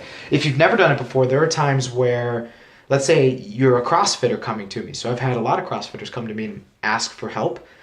So they come to me and they're like, my best snatch is 95 pounds because that sounds like everybody's fucking snatch. I don't know why CrossFitters can't snatch 100 pounds. I don't know. It's because they just throw those 25s on each side and go to town. That's only 85 pounds for a woman, though. Oh, Most that's right. women can't snatch 100 pounds. They can do 95 pounds, 8 sets in a row, but 100 pounds it can't because there's a mental flaw. block that we talked Mental about. block, but there's also technique flaws and things like that. So I'll use one of my ladies as an example. So she came to me, 95 pound snatch was her best. Her best clean and jerk was 110, right? Okay. 135 pound girl, pretty ripped. Yeah. And you know who she is. Oh, yeah. Okay. Her first month, it was technique based stuff, but then after that, it's okay, your old max was 95. In order to know we can step up all of your other volume, I don't care if you can prove to me you can do 95. I want you to show me 90 or 85 pound snatch, let's say. I need you to do it every minute on the minute. You can't miss. I need 6 of them. Go. If you can't consistently do it, Right. your PR hasn't gone up. Right. Because again, for most people, when they're first starting out, it has nothing to do with strength. It has everything to do with technique. So if you can't do 6 consistent in a row, we're not going up in weight. Right. Until you hit 6 at 90, let's say, okay, now all of your, let's say your working sets in the past are at 80 pounds to practice, but 6 in a row you can do at 90. Let's bump it up 5 pounds. Yeah. Let's practice at 85 for a while or 87, whatever. Prove to me you can do 95 without missing 6 in a row. Okay. Then after that, maybe I would say let's do 100. So, I guess, what about more like Let's- like a straight squat? Yeah, okay. So So, like, let's say you start them out at their... let's say their best squat's 225. Right. Okay. And they're doing maybe like they start out with 3 sets of 7 at Yeah. whatever percent, let's just say 70. And those first 2 weeks, they're like, boom, that looks exactly like it should. Your last rep, you can tell you're struggling a little bit, but you're not breaking technique. Yeah. And then by the 2 weeks later, they're crushing their 7th rep. It looks like nothing. Yeah, for sure. Then what I like to do is set them up for 4 weeks to get me a 3 rep max. Okay. Right? So, because I'm a high bar squatter, not a low bar. Yep. So they can do that kind of intensity. It's not going to jack up their elbows. It's Yeah. not going to fuck their bench up. Yep. Even if they're doing high bar squats, they might be benching, pressing, whatever. Doesn't mess with them. I like 3 rep maxes. So do I. I think especially for athletes. Oh, yeah. For sports athletes too.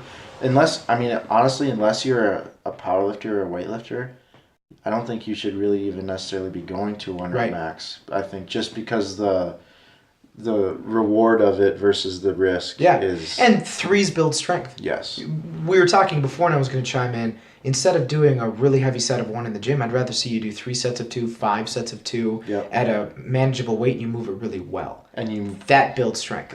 do how much more volume. Yeah. And a 1 rep max is my body coordinated enough? Mm-hmm. Can it activate all these muscles at the right time and do this weight? Yeah. It doesn't mean shit. Right. So the 1 reps that I program is basically kind of like a dress rehearsal for them to Yeah. kind of keep that mindset because you do that at a And they get to feel the weight. right. And, yeah. And, I mean, like I said, we're all meatheads. We all want to do a single and just kind of see where we're at. And For put sure. some weight on the bar. Right. But anyways, So 3 rep max. Yep. And for high bar, and you can attest to this a little bit, for high bar squats, when you're maxing out 3 rep max, I'll let them pick their weights, but I usually give them a range like, let's say their max is under 300 pounds, I'll say you have to jump at least 10 pounds.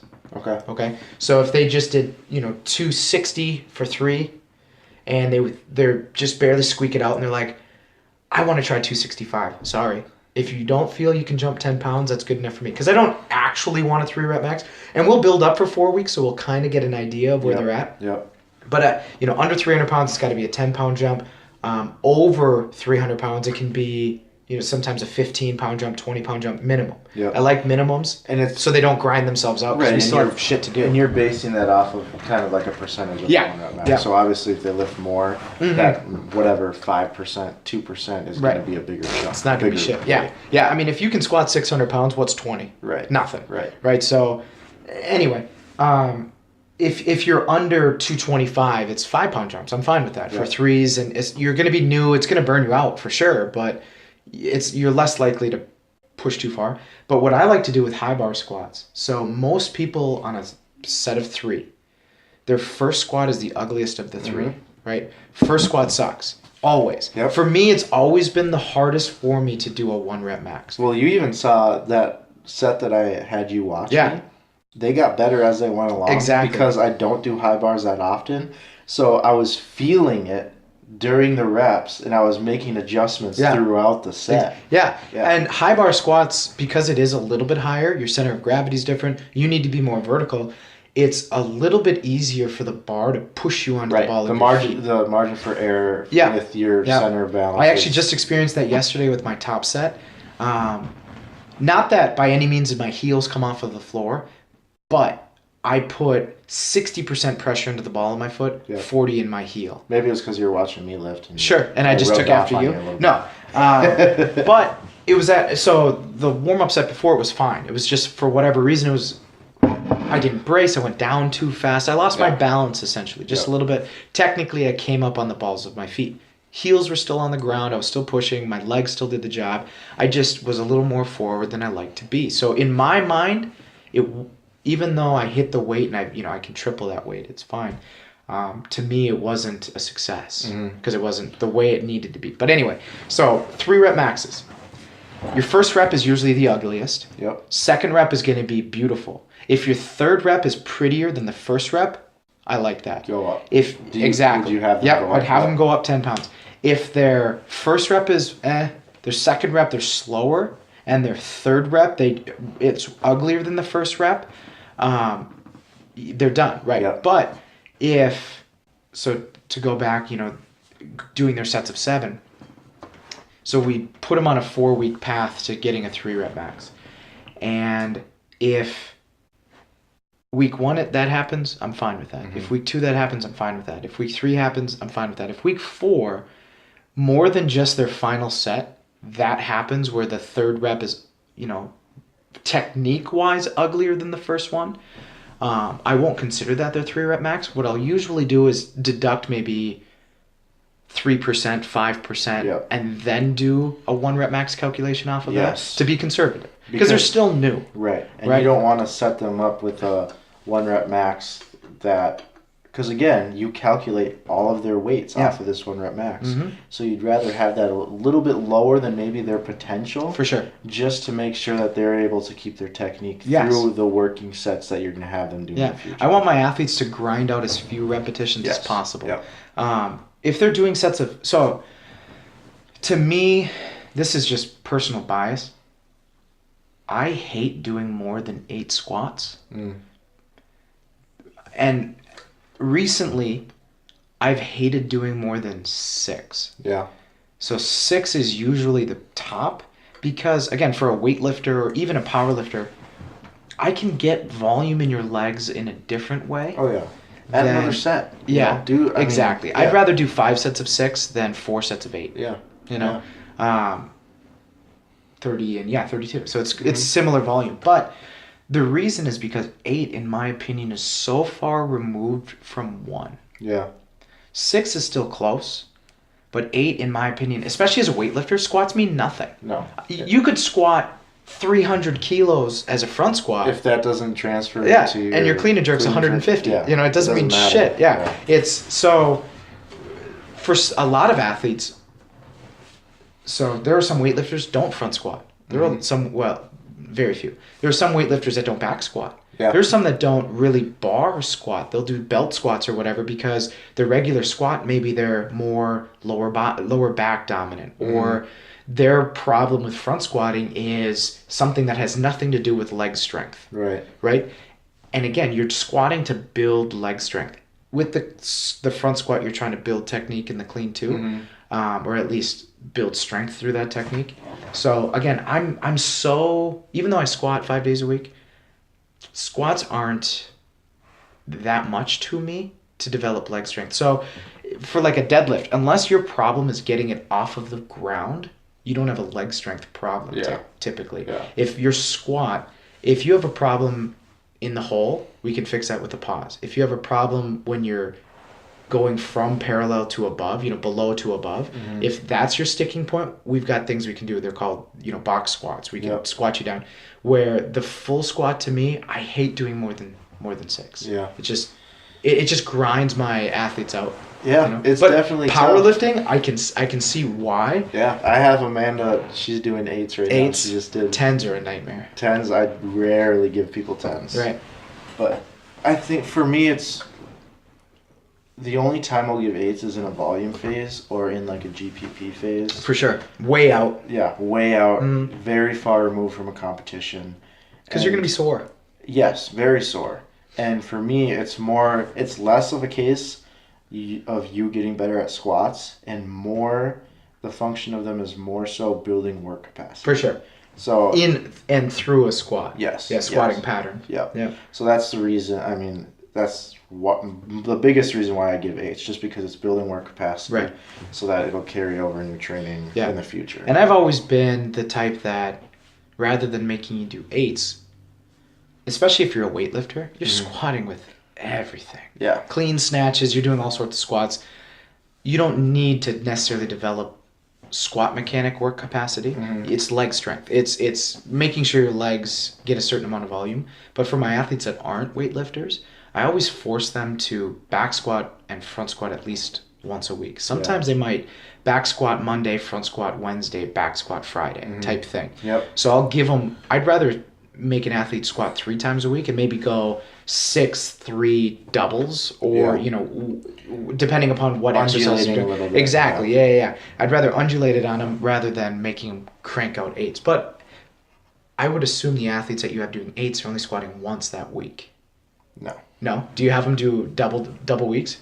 So, for example, Amanda right now, and take this with a grain of salt because I have her on so much volume, it's a little ridiculous, but she's gotten to the point where she's able to handle it, Right, yeah. So It's crazy how much volume most women can handle. It's ridiculous. And how Courtney is this way. She can do a 95% clean and jerk on Wednesday, and Saturday she can hit a PR. And if I do that, I'm burnt. Their recoverable volume is... Yeah, I need to hit like a 92%. So for kind of as a general guideline, women can handle more volume than men. Yeah. It's partially because they generally have less muscle mass. For sure. Yep. There's Moving less weight. Right. Yeah. There's a lot of factors that go into Typically, a woman is going to have shorter limbs. Yep. The amount of stress on their body. Oh, how about this? A woman is more likely to be 5'2" and 120 pounds than 6'4" and 300 pounds. They're more likely to be that way. I'm not saying it can't happen. They're just more likely. Yep. Yeah. So because of those reasons, a lot of women can handle more volume than men can, and which is a good thing. Yeah. I mean, because you can throw more at them and they can recover and come back stronger. But anyway, so yeah, Amanda, she's squatting right now 3 days a week like she normally does, and I think we're at 5s Monday, 6s Wednesday, and then 8s on Fuck you. Friday. Yeah. I would tell you to stick it. Tell you to stick it so hard, stick it right up your ass, comes up. And your then mouth. she's also deadlifting 2 days a week as well. Right. So yeah. And she's a sumo. Yep. Which Any traditional work? No. So sumo, more leg volume. Right. Is really all that is. Yep. Insane. Yeah. It's nuts. I mean, we're not talking 200 pounds here, guys. No. We're talking 4+. Well, she's doing 6s. What did she do? 385 or some shit? More than that? Fuck. I don't know. Yesterday she did 8s at 460. 460? Didn't she just? For eights? Yeah. So I Or- mean, Yeah, I think so. Maybe 480. No, it was 460, I think. She was doing pause squats with 475. on yeah, I Wednesday. saw that. So if she's doing 460 for 8, why the fuck isn't she squatting 600 pounds See, yet? and God damn it. That's another thing Right. about females. Yeah, they Is- can do such a high in percentage. Yes. So we touched on percentages. So females, again, have the tendency to be able to rep out higher percentages much better than males can. For example, for me, I can, from 85% up, Mhm. like a triple at like 85% is kind of a tough lift for me. Right. Yeah. Just because, but I can do singles all day. Mhm. Someone like Amanda or most women, they could hit a triple at 95%. Yeah. Some You days. know. Some days if they're feeling good. Right. Yeah. For me, at least 90. yeah, for me, I can barely, I mean, I'll hit a fast single Yeah. at 95%, but you give me, if I got one more rep, it's either going to be a death grind or I'll Oh, yeah. miss it, you know? Yeah. Yeah. If I'm anywhere, so again, for a weightlifter, squatting is kind of weird in that it's my last exercise of the day. To It unless doesn't I take as deadlift. much precedence as it does Yeah. for someone like a power. Exactly. Yeah. So, I mean, let's take a step back. Yesterday, so I snatched, I back squatted, push pressed, and deadlifted before you got out of the squat rack. Yeah. Because my weights are a little lighter, you had a lot of people that were there. They were distracting you. You were squatting with Crone. It basically, it takes me an hour to get to my top set, For sure.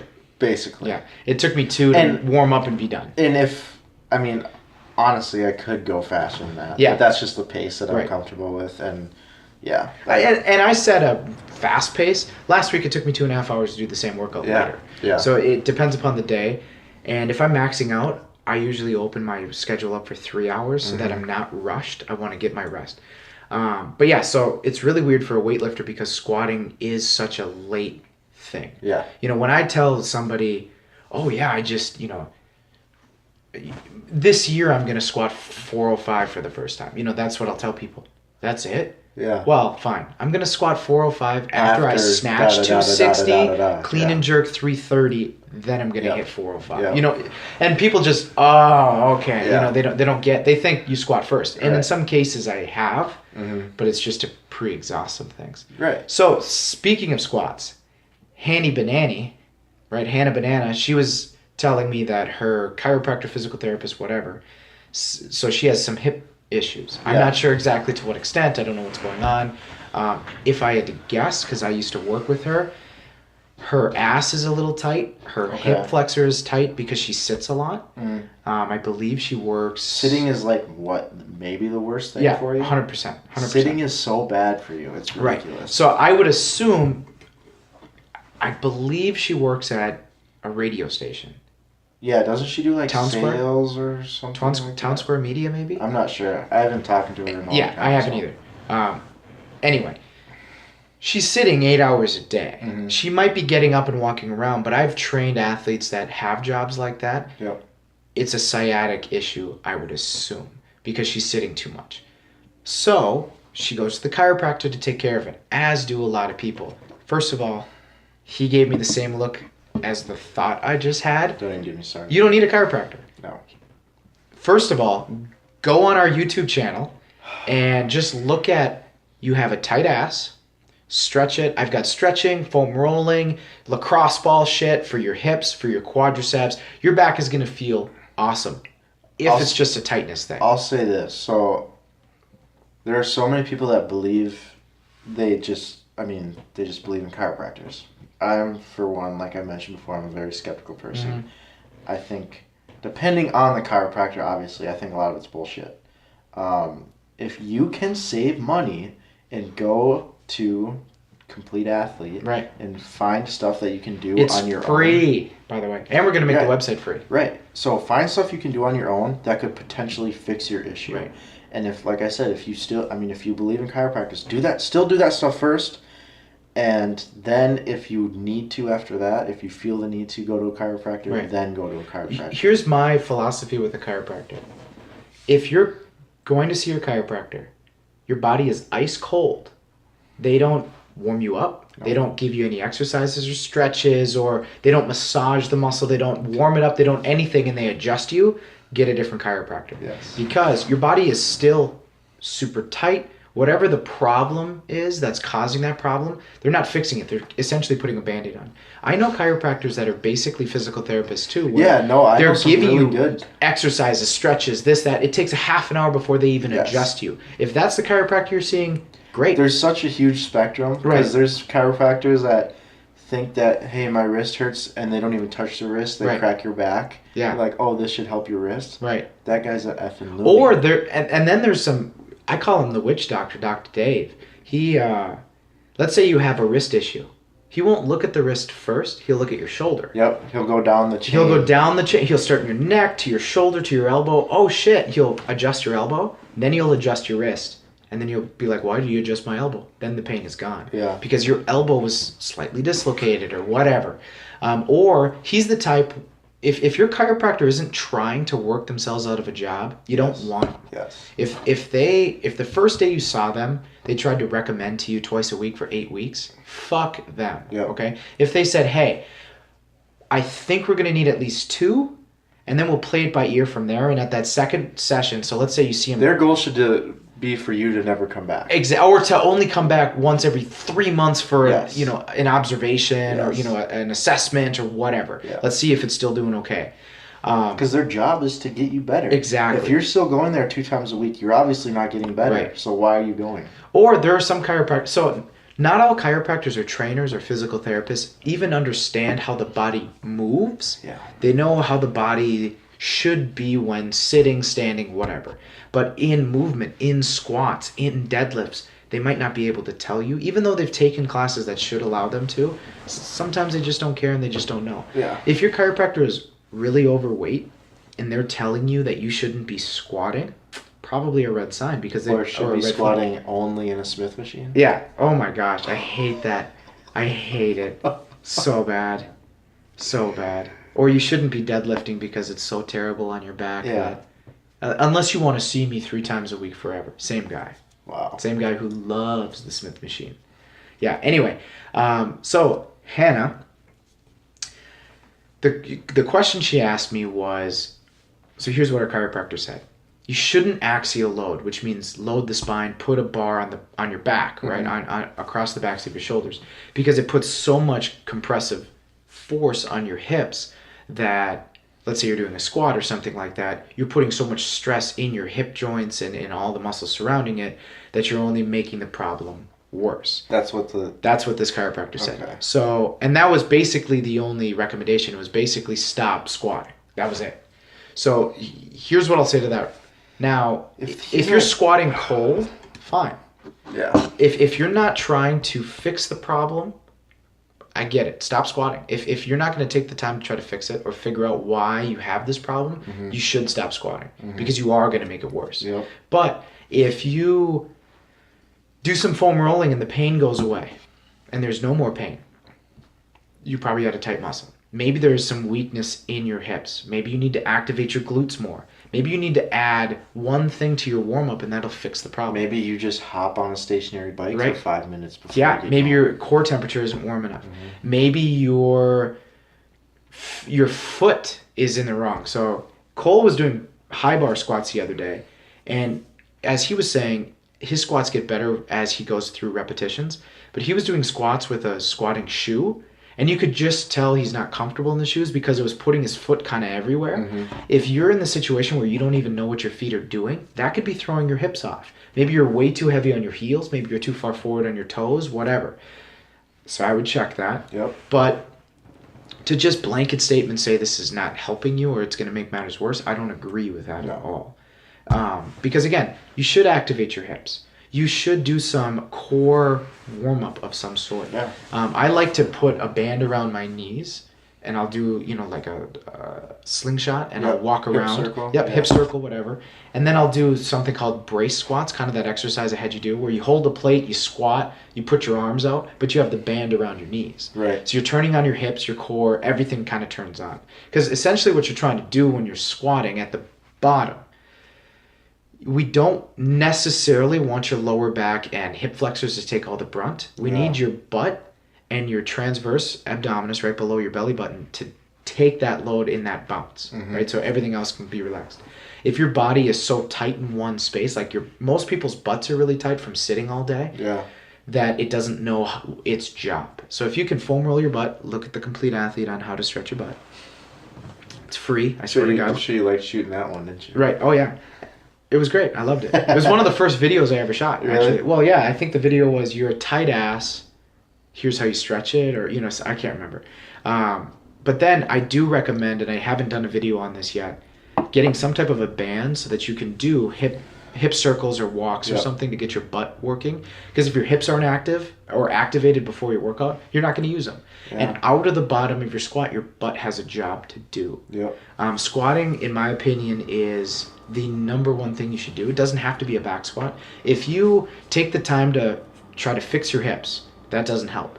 You make sure that your calves and ankles are doing their job, that they're not too tight. You make sure that your knees aren't caving in. You make sure that your spine isn't rounding over, that you're not overarching, overextending, all of these things down the line, and you still have the pain, then you should stop squatting. Right. Because the squats themselves are actually causing the pain. Right. But there are so many things you need to deal with and assess first before you just say axial loading is terrible. Yeah, I mean, it's hard with a lift that complex to just total, like you said, blanket statement. Right. Take it out. Because what if it's a rib out of place? Yeah. What if you have a rib out of place, so the muscles around that rib aren't activating properly, so you're not stabilizing it right, and then you're just putting all that extra stress into your hip? Yeah. That's not going to solve itself. Right. And then so let's say, okay, you stop squatting, but now you're doing military presses over your head, you get the same problem. Because it's still the rib. So I just don't agree with the mindset of elimination. Right. You should, instead of eliminating the problem or what's causing the problem, you should try and understand why that thing is causing the problem. And not necessarily just cut it out. Right. Because there's something along that process, the squat or whatever it may be, that is causing this thing. There's a breakdown in the chain. How are you going to figure it out? You have to kind of squat. Is your belt on too tight? Yeah. There's so many. Do you need to do beltless squats? Or maybe, let's say for a while the back squats are still bugging you, would switching to high bar fix you? Low bar fix? Well, low bar would put it more on your hip. Maybe front squat? Yep. Can you front squat? Can you goblet squat? Then, or how about this? Can you squat without any weight, without any pain? Yeah. If the answer is yes, all right, put a weight on your front. Hold it on your chest. Yep. If you can still do it, it's not the squat causing the problem. Your body has some breakdown in it when you put the bar on your back. There's a weakness. Or there's a lack of activation somewhere. A lot of times it's upper back activation. Yeah. If, let's say, your right side is active, but your left side is totally turned off, maybe you need something like a crossover symmetry, or maybe your rotator cuffs are jacked up and you can't get in the right position, or maybe you need a coach just to look at you to make sure you're activating your upper back properly. Maybe your wrists are bent and they need to be straight. So I think the reason why there's so much of this that goes into the squat is because the weight's on your back. Yeah. And you're transferring power through the floor with your legs, right? So there's so much in between your legs where the power is coming from and the actual load itself. Right. There's all these different components that have to be doing the right thing in order to be the most efficient in that movement. And if one of those things in between your legs, basically the floor, right, and the bar isn't doing the right thing, you're gonna see it. Right. Because everything basically has to be doing the right thing in order for that to move in the most efficient way. Just because it's so far away from just center. Yeah, especially as a woman. Right. Because, most men, most women, they're built a stereotypical way. Most men, their center of gravity is in a different place than women's. Yep. Now, what I would also add to that, you might benefit from doing pause squats at the bottom. The reason I say that is, if you're even slightly passive going through the bounce, that could be causing your problem right there. And that's if you lose tension just for a moment. Yeah, and that's because I mean, I don't have someone that is as knowledgeable as you looking at my lifts. So when you did, and you pointed those couple of things out, like, I was aware, but having someone say it to me, it just put it, like, brought it into a different light a little bit, you know? So then I honestly, on the way home, I was like, I wonder, pause squats would probably be a good thing for me. Yeah, for front squat. I mean, for high bar to learn. Right. Just because,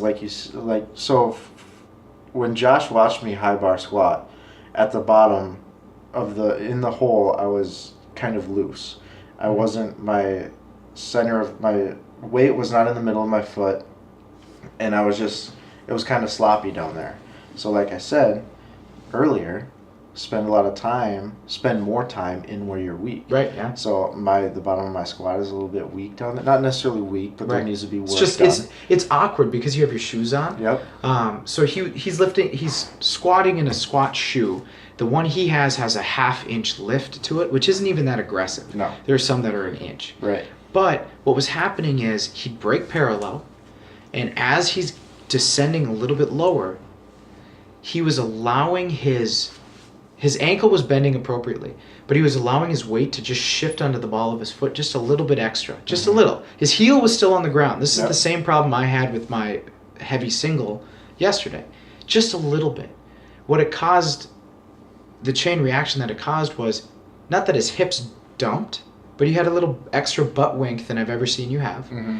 And when I was demonstrating to him, here's where you were, but here's where I want you, and I moved his body back a quarter of an inch, maybe. Yeah. He noticed a huge difference Yeah. in Light how much bulb his went leg off. turned on. Yeah. Yeah. So again, he's not a high bar squatter. He's a low bar squatter.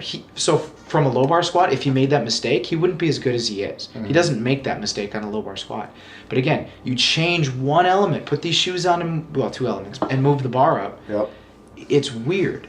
And again, with at least high bar squats, so Cole is really comfortable low bar because so many muscles take over. Yep. High bar squat, you get less muscle to work against that weight. Yep. So you rely so much more on your quadriceps, Mm-hmm. and he's just not used to knowing or feeling how much activation there actually needs to be. Which is why I'm doing them, right? Because I Exactly. want more A little more leg strength. Yes. Yep. Yes. So Yep. that's the exact reason why I'm doing them. Yep. So Hannah, you might want to hire a trainer that knows anything for 1 hour. Yeah. Just to work with you with your squats so you can feel what it needs to feel like. You can be videotaped by that trainer. They By can hire show a you. trainer, he means hire him. I don't really have time, unfortunately. Really? You're all Well, booked now we're up, trying to man. add classes, and I saw that. yeah, we're trying to add classes. We're Busy trying, man. Busy I man. don't want to be. Don't want to be any. Hey, busy's busier. good, man. Busy's That not means- bad. That means you're people want you. Well, right now I'm working more so on that database. I'm putting a lot Yeah. of thought into it. Like, where do I want it to go? What do I want it to look like? So that's taking up any extra time of thought that I really have. Mhm. Can I train more? Sure. I mean, Right. anybody can work 15 hours in a day if they wanted. Yeah. It's just the quality isn't there. Yeah. This is my cop-out, my lazy cop-out, in that if I train more than 7 hours in a day, I'm brain dead by the Mhm. end of the day, because even if it's in a class, I'm constantly teaching, saying something, showing something. So 7 hours, I'm so engaged Yep. with people that I get so burnt out. Yeah. So after 7 hours, I used to train 10 and a half hours in one day. Wow. By hour 7.5, You're pretty much garbage. going in through the there. motion. Yeah. And I got to the point where people are paying me up to $60 an hour, Yeah. and I feel like I'm only giving them $20 worth of Well, effort. Paying you. Paying the gym. Yeah. Yeah. That- But still, right. But they're paying to see you. yeah, they're paying $60 to have my time. I Yeah. don't get that. Right. But I still see it as I'm not really, they don't know any different. Mm-hmm. I'm not giving you the $60 value, because I will say this. There are other coaches that would gladly take your money. Oh, You yeah. pay your $60, they'll give you what I would say is not adequate level of training. You have and that's that's what I have a makes, standard. I That's have what a makes very you a high good standard. trainer, because Right. you realize that people are investing in Right. you. Yeah, and I have a they capacity. they expect a product in Right. return. And if you can't give them the product that you think they deserve, then Right. you don't want to do it, And which is again, the right mindset and to have.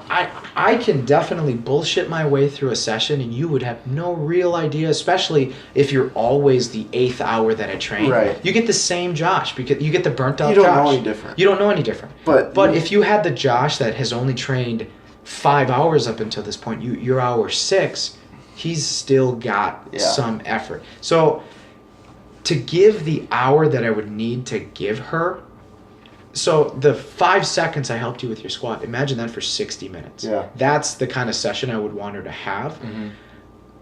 Could I do it? Probably, if it's just a one-off. But a lot of times it's not. It's a once a month, once every week, Yep. where I need that much attention, and I can't do that right now. Yeah. But seriously, if it is just a one-off, 1 hour, and you just want to see what I can try to show you, fine.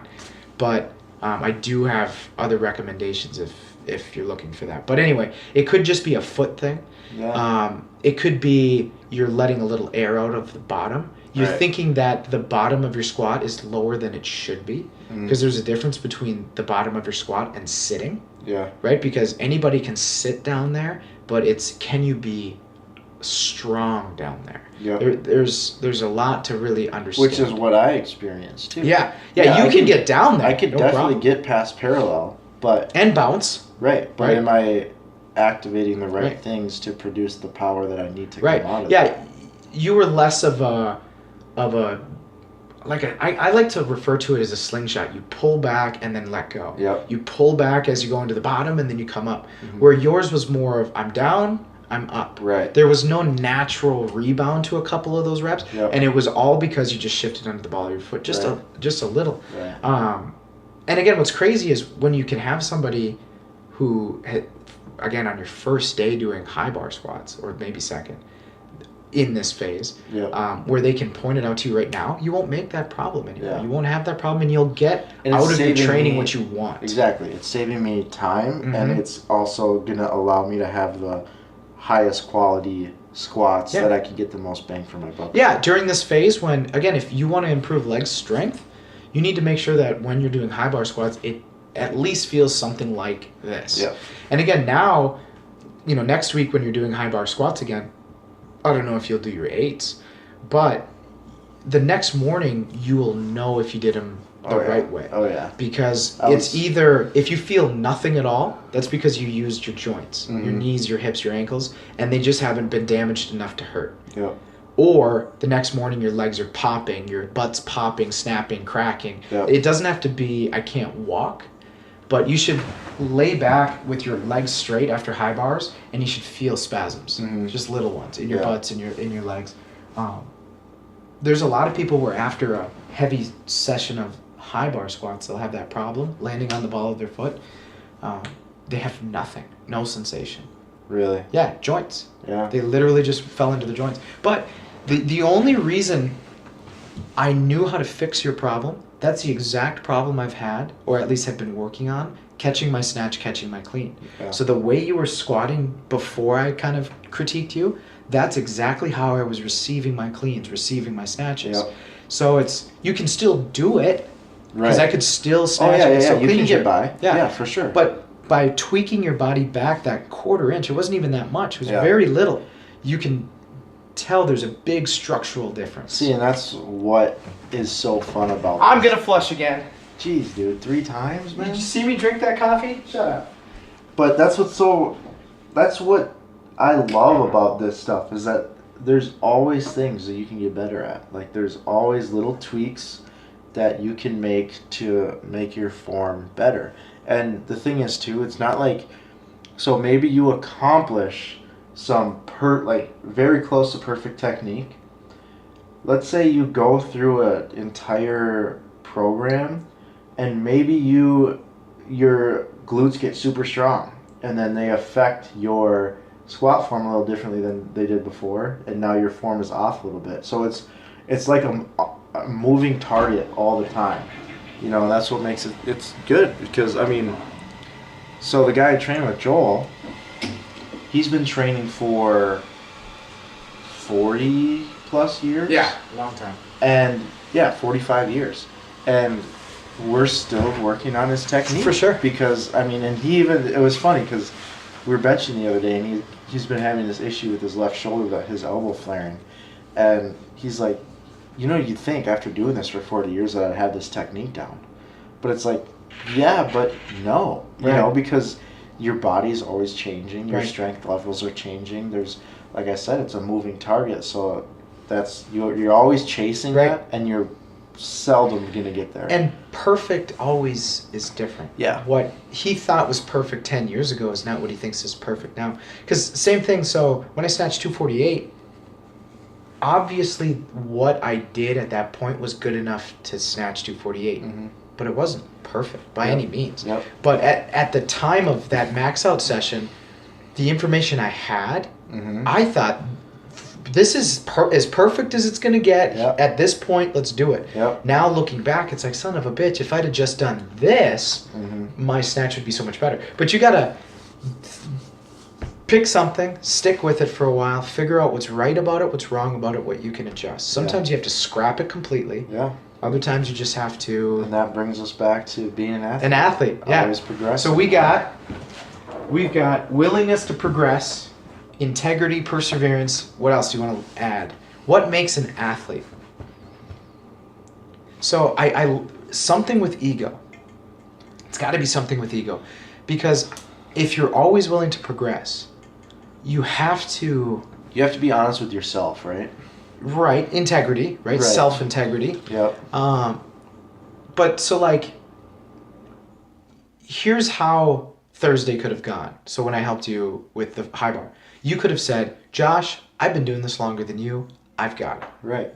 You could have easily said that was what's kind of funny when I asked him, like, hey, can you watch this? You're like, oh, really? Oh, you want me to? Yeah. Sure. And I'm like, heck yeah, dude. Right. Yeah. No, so, granted, I was already judging the shit out of your squats. Oh, I know. Right? Yeah.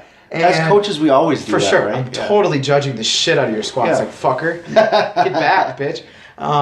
But when it comes, so in my opinion, if you're paying me to be your coach, it's your obligation to let them know. I will tell you straight up. Yeah. Unless you ask me, yes, I keep my goddamn mouth shut. Unsolicited advice is almost the worst fucking thing. mouth shut because it pisses me off. Yeah, unsolicited advice is the most annoying thing in the world. It's like, you know what, if I wanted your opinion, I'd ask for it. For real. And in that case, I did ask for it. Like, hey, you Josh, did. Can you watch and I'm like, one? fuck yeah, I'll give it to you. Shit, yeah. And then I got real close. I squatted down and I did exactly what I do with all my other athletes. So again, for the first set, I always want to watch feet. That's it. I don't give a fuck about anything else. If you're not getting low enough, it's because of your feet. You know, you're too far forward or you're too far back. If you're tipping over, I'll see it in your feet because all of a sudden I'll see you shift way back on your heels. You tipped way over, so your butt shot back. If you're forward onto the ball of your feet, you tipped forward in this way. I watch your feet in the first 10 sets that I'll ever watch of you. And I could see the other people around looking at me like, what the fuck is he doing? Because I got real close to you. I got out of your peripheral vision, so you couldn't really see me. You knew I was there, but you couldn't really see me. I was out of harm's way. If you were to drop it, I'd get out of the way. But I had to get real close to watch your feet to see what happens, and then I could help you. Because again, that's where everything starts. Exactly. But that's unless you, because otherwise I was 10 feet away from you, leaning up against the wall, just kind of arbitrarily passively watching you. But again, so it pisses me off so bad when, like you said, unsolicited advice, where someone will come up to me and try to tell me something about my snatch. And what's awkward with that is I want to say to the person, this is the first time you've ever watched me lift. How can you say that? How can you tell me that you're not doing this correctly? For all you know, it was a messed up one rep. I made a mistake. Maybe I got distracted. Maybe you watching me. Basically, what you want to say is, I know more than you. Right, exactly. So. But again, so what I was saying is, you could have said that. You've been lifting a lot longer than I have. You easily could have said, hey, I know more than you. Absolutely. But that's what makes an athlete, is even if the person doesn't necessarily know more, they might know something. So that's, you could say that, being humble, Right. being humble enough to take someone's... Lame buzzword, sorry. No, I know, Right. absolutely. That's why I'm Lame trying to ass buzzword. think of something else to... Fucking But you have idiot. to be... Fucking idiot. Humble. But, you know, as someone... Hustle hard, humble bitch. Hustle hard, be humble. Yeah. Oh be an my athlete. gosh, dude. Done. Oh, wow. Athletes are humble. No, Are they're they? not. I've met a lot. Yeah. Met a lot of unhumble sons And like of I bitches. said, well, that... You don't need to be willing to take criticism like that to be an athlete. True. You know, True. But the best of the best, like a Tom Brady, they're coachable. he still has... remain coachable. Boom. Remain coachable. Boom. Done. That's exactly right. Because now I have given unsolicited advice where I'll go up and say, hey, I'm a personal trainer here. I noticed something in your technique and I just want to ask you something. And I'll be like, let's say you're doing squats, you're doing low bar. What are you trying to work here? Are you trying to see how much you can squat? Right. Are you trying to work something specific? Like, how are you approaching this? And if they say, I'm trying to squat as much as possible, then I'll say, hey, do you have a program? What's going on? What are you essentially working on so that happens? If they don't have an answer, I'll say, can I give you a recommendation? They'll say yes. Right. If they... So you go around it, you approach it in a different way, a less abrasive way. Exactly. Just Or like, if hey, low bar it looks squat... like shit, can I... Right, exactly. Yeah. Or then I'll usually say, hey, I noticed it looked like this. Did you feel as though you were on the balls of your feet or too far back in your hip, whatever? And they'll be like, well, kinda, I guess not. And then I'll say, here, why don't you come out here? Let me run you through what it looked like to me, okay? And then without weight, they'll really notice, oh, fuck, I'm falling forward or what, because they don't have that counterbalance. Yep. And then I'll say, I think you need to push back into the bar more. Yep. Or I feel, if you're doing high bar, you're trying to bring your butt to your heels, because everybody hears ass to grass and they think butt to heels, which isn't the case. Your butt actually has to be behind your heels. Right. And a lot of people think straight down, which ends up on the balls of their feet and all those things. So I will go about that way, but very seldomly. Yeah. I mean, it's got to be somebody that I've noticed around the gym enough. Someone where that you've I had don't a even- little bit of dialogue. Right. Maybe, Well, I don't even necessarily, but if I've seen that person at the gym Yeah. a dozen times, Yeah. then I might go up to him because they know I work here. It's Right. less awkward. If it's the first time I'm ever seeing you, yeah. for all I know, you're doing low bar squats for your first time today Right, because just like you had yeah. mentioned, if someone gives you it for the first time, Yeah. like you've never even right. seen me Or before. you could say, no, I want to way over exaggerate because I'm only working with 40% my weight today because I have a tendency to do this, so I'm way over exaggerating it so that I can fix it. Yeah. For all I know, you're the smartest goddamn lifter in the world. Right. Who am I to say anything to you? Yeah. Yeah, you got to know when to say something and when Yeah. not to. But for me, I always err on the side of not saying anything. Oh, for just sure. because I don't need that headache in my life Right. of someone getting pissed off. at I'm me. always selfish as fuck, and I always think, is that guy gonna come up to me every day for the next 6 months and ask my opinion on everything? No?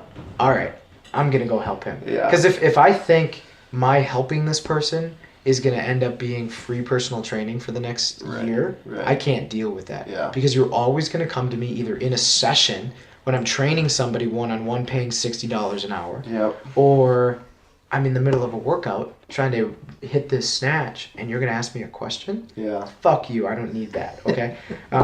So you try to read the person first. For before sure. you- Like, you need to be borderline antisocial. Yeah. Okay. I need to walk up to you and you need to be pissing yourself because a human is talking to you and then I'll help you. You know what I'm saying? Yeah, absolutely. Or, again, you need to be somebody where I know you're a certain level of lifter that you know to wait till I'm done lifting, Yep. done with the set, you catch me before or after a warm-up, whatever. Right. Yeah. There's a lot that goes into me just approaching somebody. Yeah. But so we got willingness to progress, Okay. right? Where you actually want to succeed and do better every day. Mm-hmm. You have integrity with yourself and with others. You're not going to lie. You're not going to be like, oh, I just had a bad day. I'm going to eat this shitty ass food. Yep. Still, hashtag no nonsense November. It's Boom. day 11 for me. Still no cheats. Guess what? Not that hard. Okay. Dang, Because man. when you make, so for me, it's all about integrity. I've been telling people I'm not going to have any cheats in November. Yeah. I'm not going to be a liar. Right. Right. You put yourself out there. Exactly. Right? So I'm not a you're liar. You're almost holding yourself accountable By telling putting people. it out. 100%. Because if I said to myself, oh, this month I just want to do it, I'll be like everybody else Yeah. and be like, whatever. But by my saying I'm going to snatch 250 pounds tomorrow, whatever, Yeah.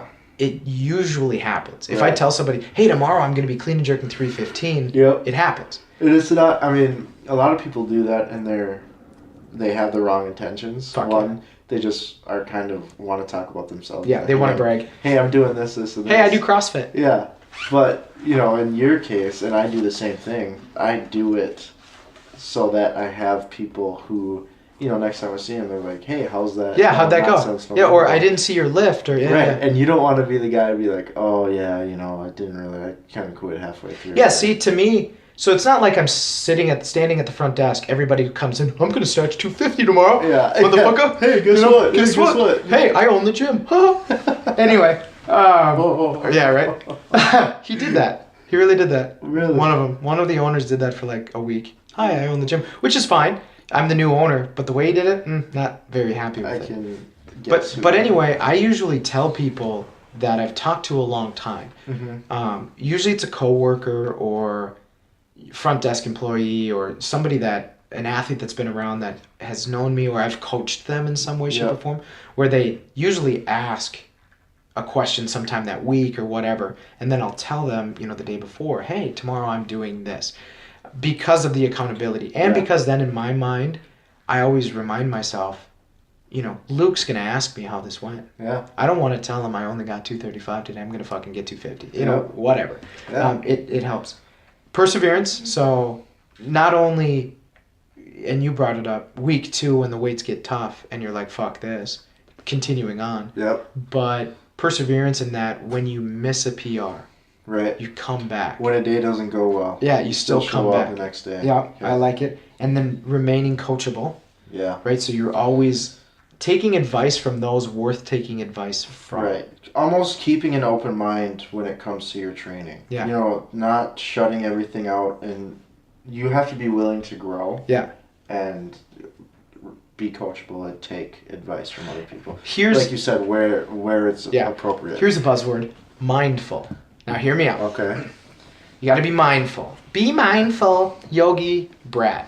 So be mindful. So if you have somebody who comes up to you and says, "I know what's going to fix your squat.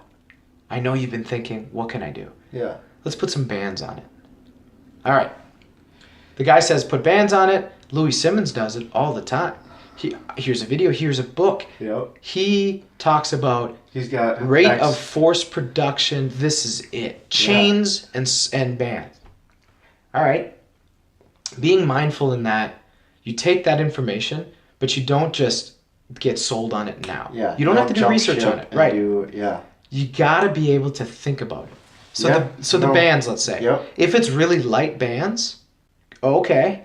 It's kind of like the Smith machine though, in that you can't really deviate with those bands because they're stuck to that track. yeah, they're keeping you. But if, let's say it's your third squat workout of the week, or it's a GPP, and all you're working on is, God damn it, I always feel like I get stuck right at the knee, and I just have no gas to the top. Bands could work. Acceleration. Yeah. Exactly. Yep. So, or whatever. You need to do pause squats. You need to do iso lift offs, bitch. Yep. Okay, because you round the fuck out of your back when you deadlift. Heavy holds. Right, heavy holds.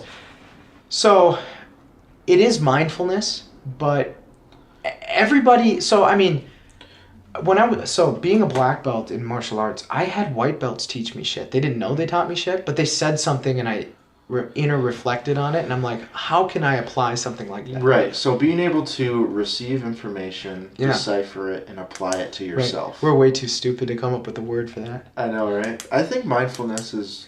I hate that word though. It's got to be different. I'd rather leave it off the list than put mindfulness.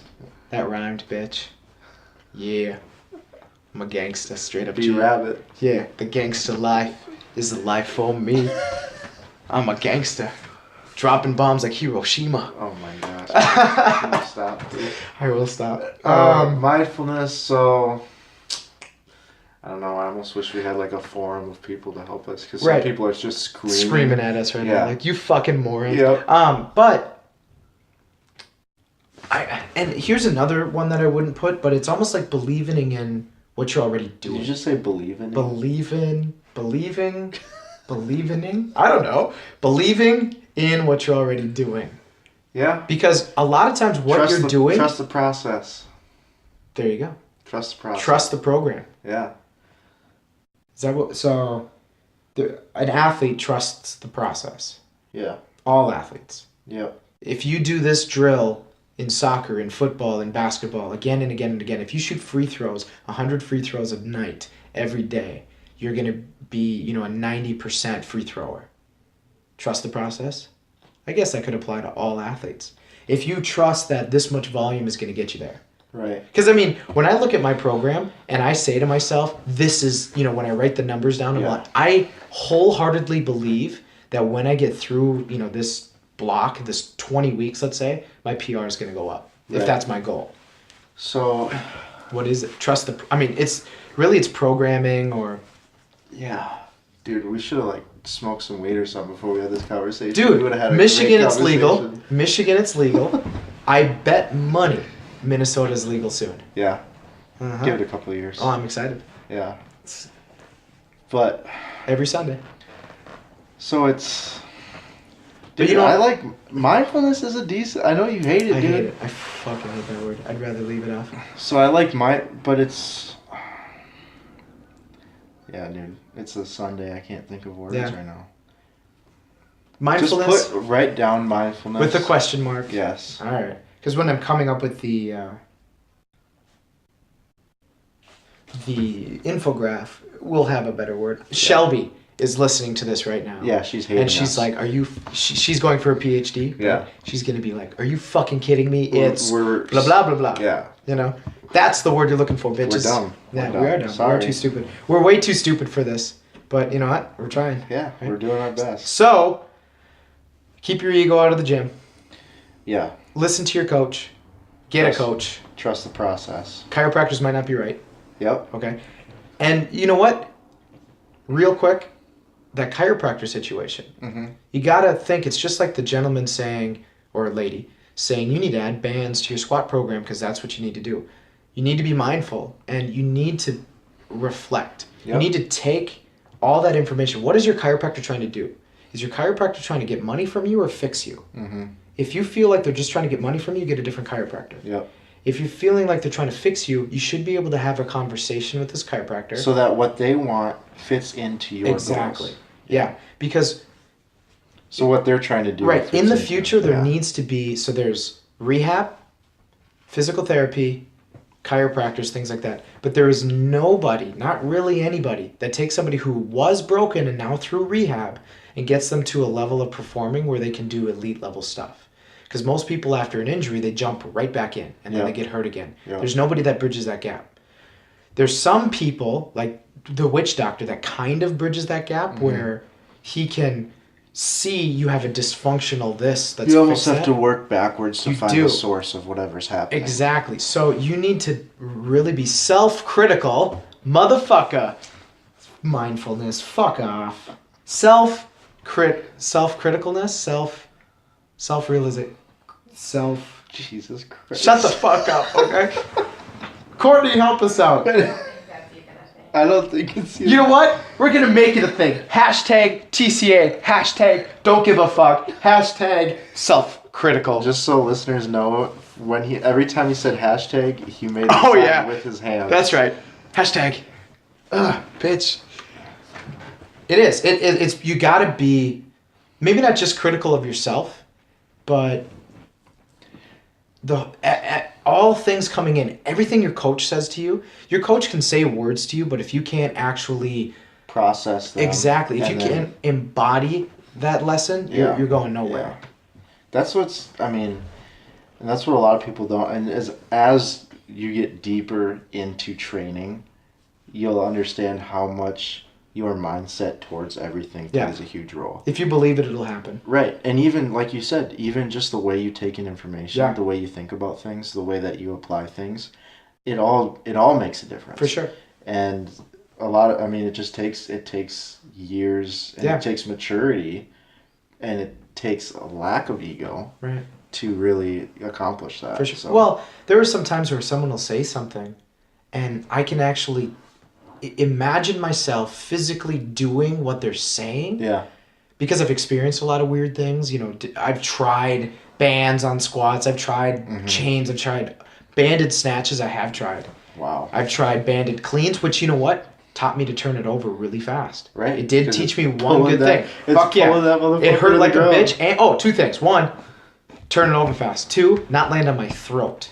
So Yeah. it got my shoulders up fast. So it taught me something, didn't teach me what they said it was going to, but it taught me something. But what I can do is when someone says, hey, have you ever thought of it like this? Yes, I have. And to me, it feels like this would be the situation, which is why I'm not going to try it. I have Yeah. a reason for not trying it. Yeah. Because I've tried so many stupid things in the past. Right. Being self-critical. I don't even know. It's not mindful. We're going to change that word. I'm going to Okay. come up with a better one. This is gonna bug me now. Yeah. 'Cause And we talked about There's what definitely a word there. there is. I just Yeah. can't think of it. But again, so we talked about what makes an athlete. And really, like you said, anybody can be an athlete. Yep. But you got to have... There's certain These boxes you have to check. Yeah, Yeah. for sure. So, this is the Coaches Collab. I hope you're still listening. We're out. See you.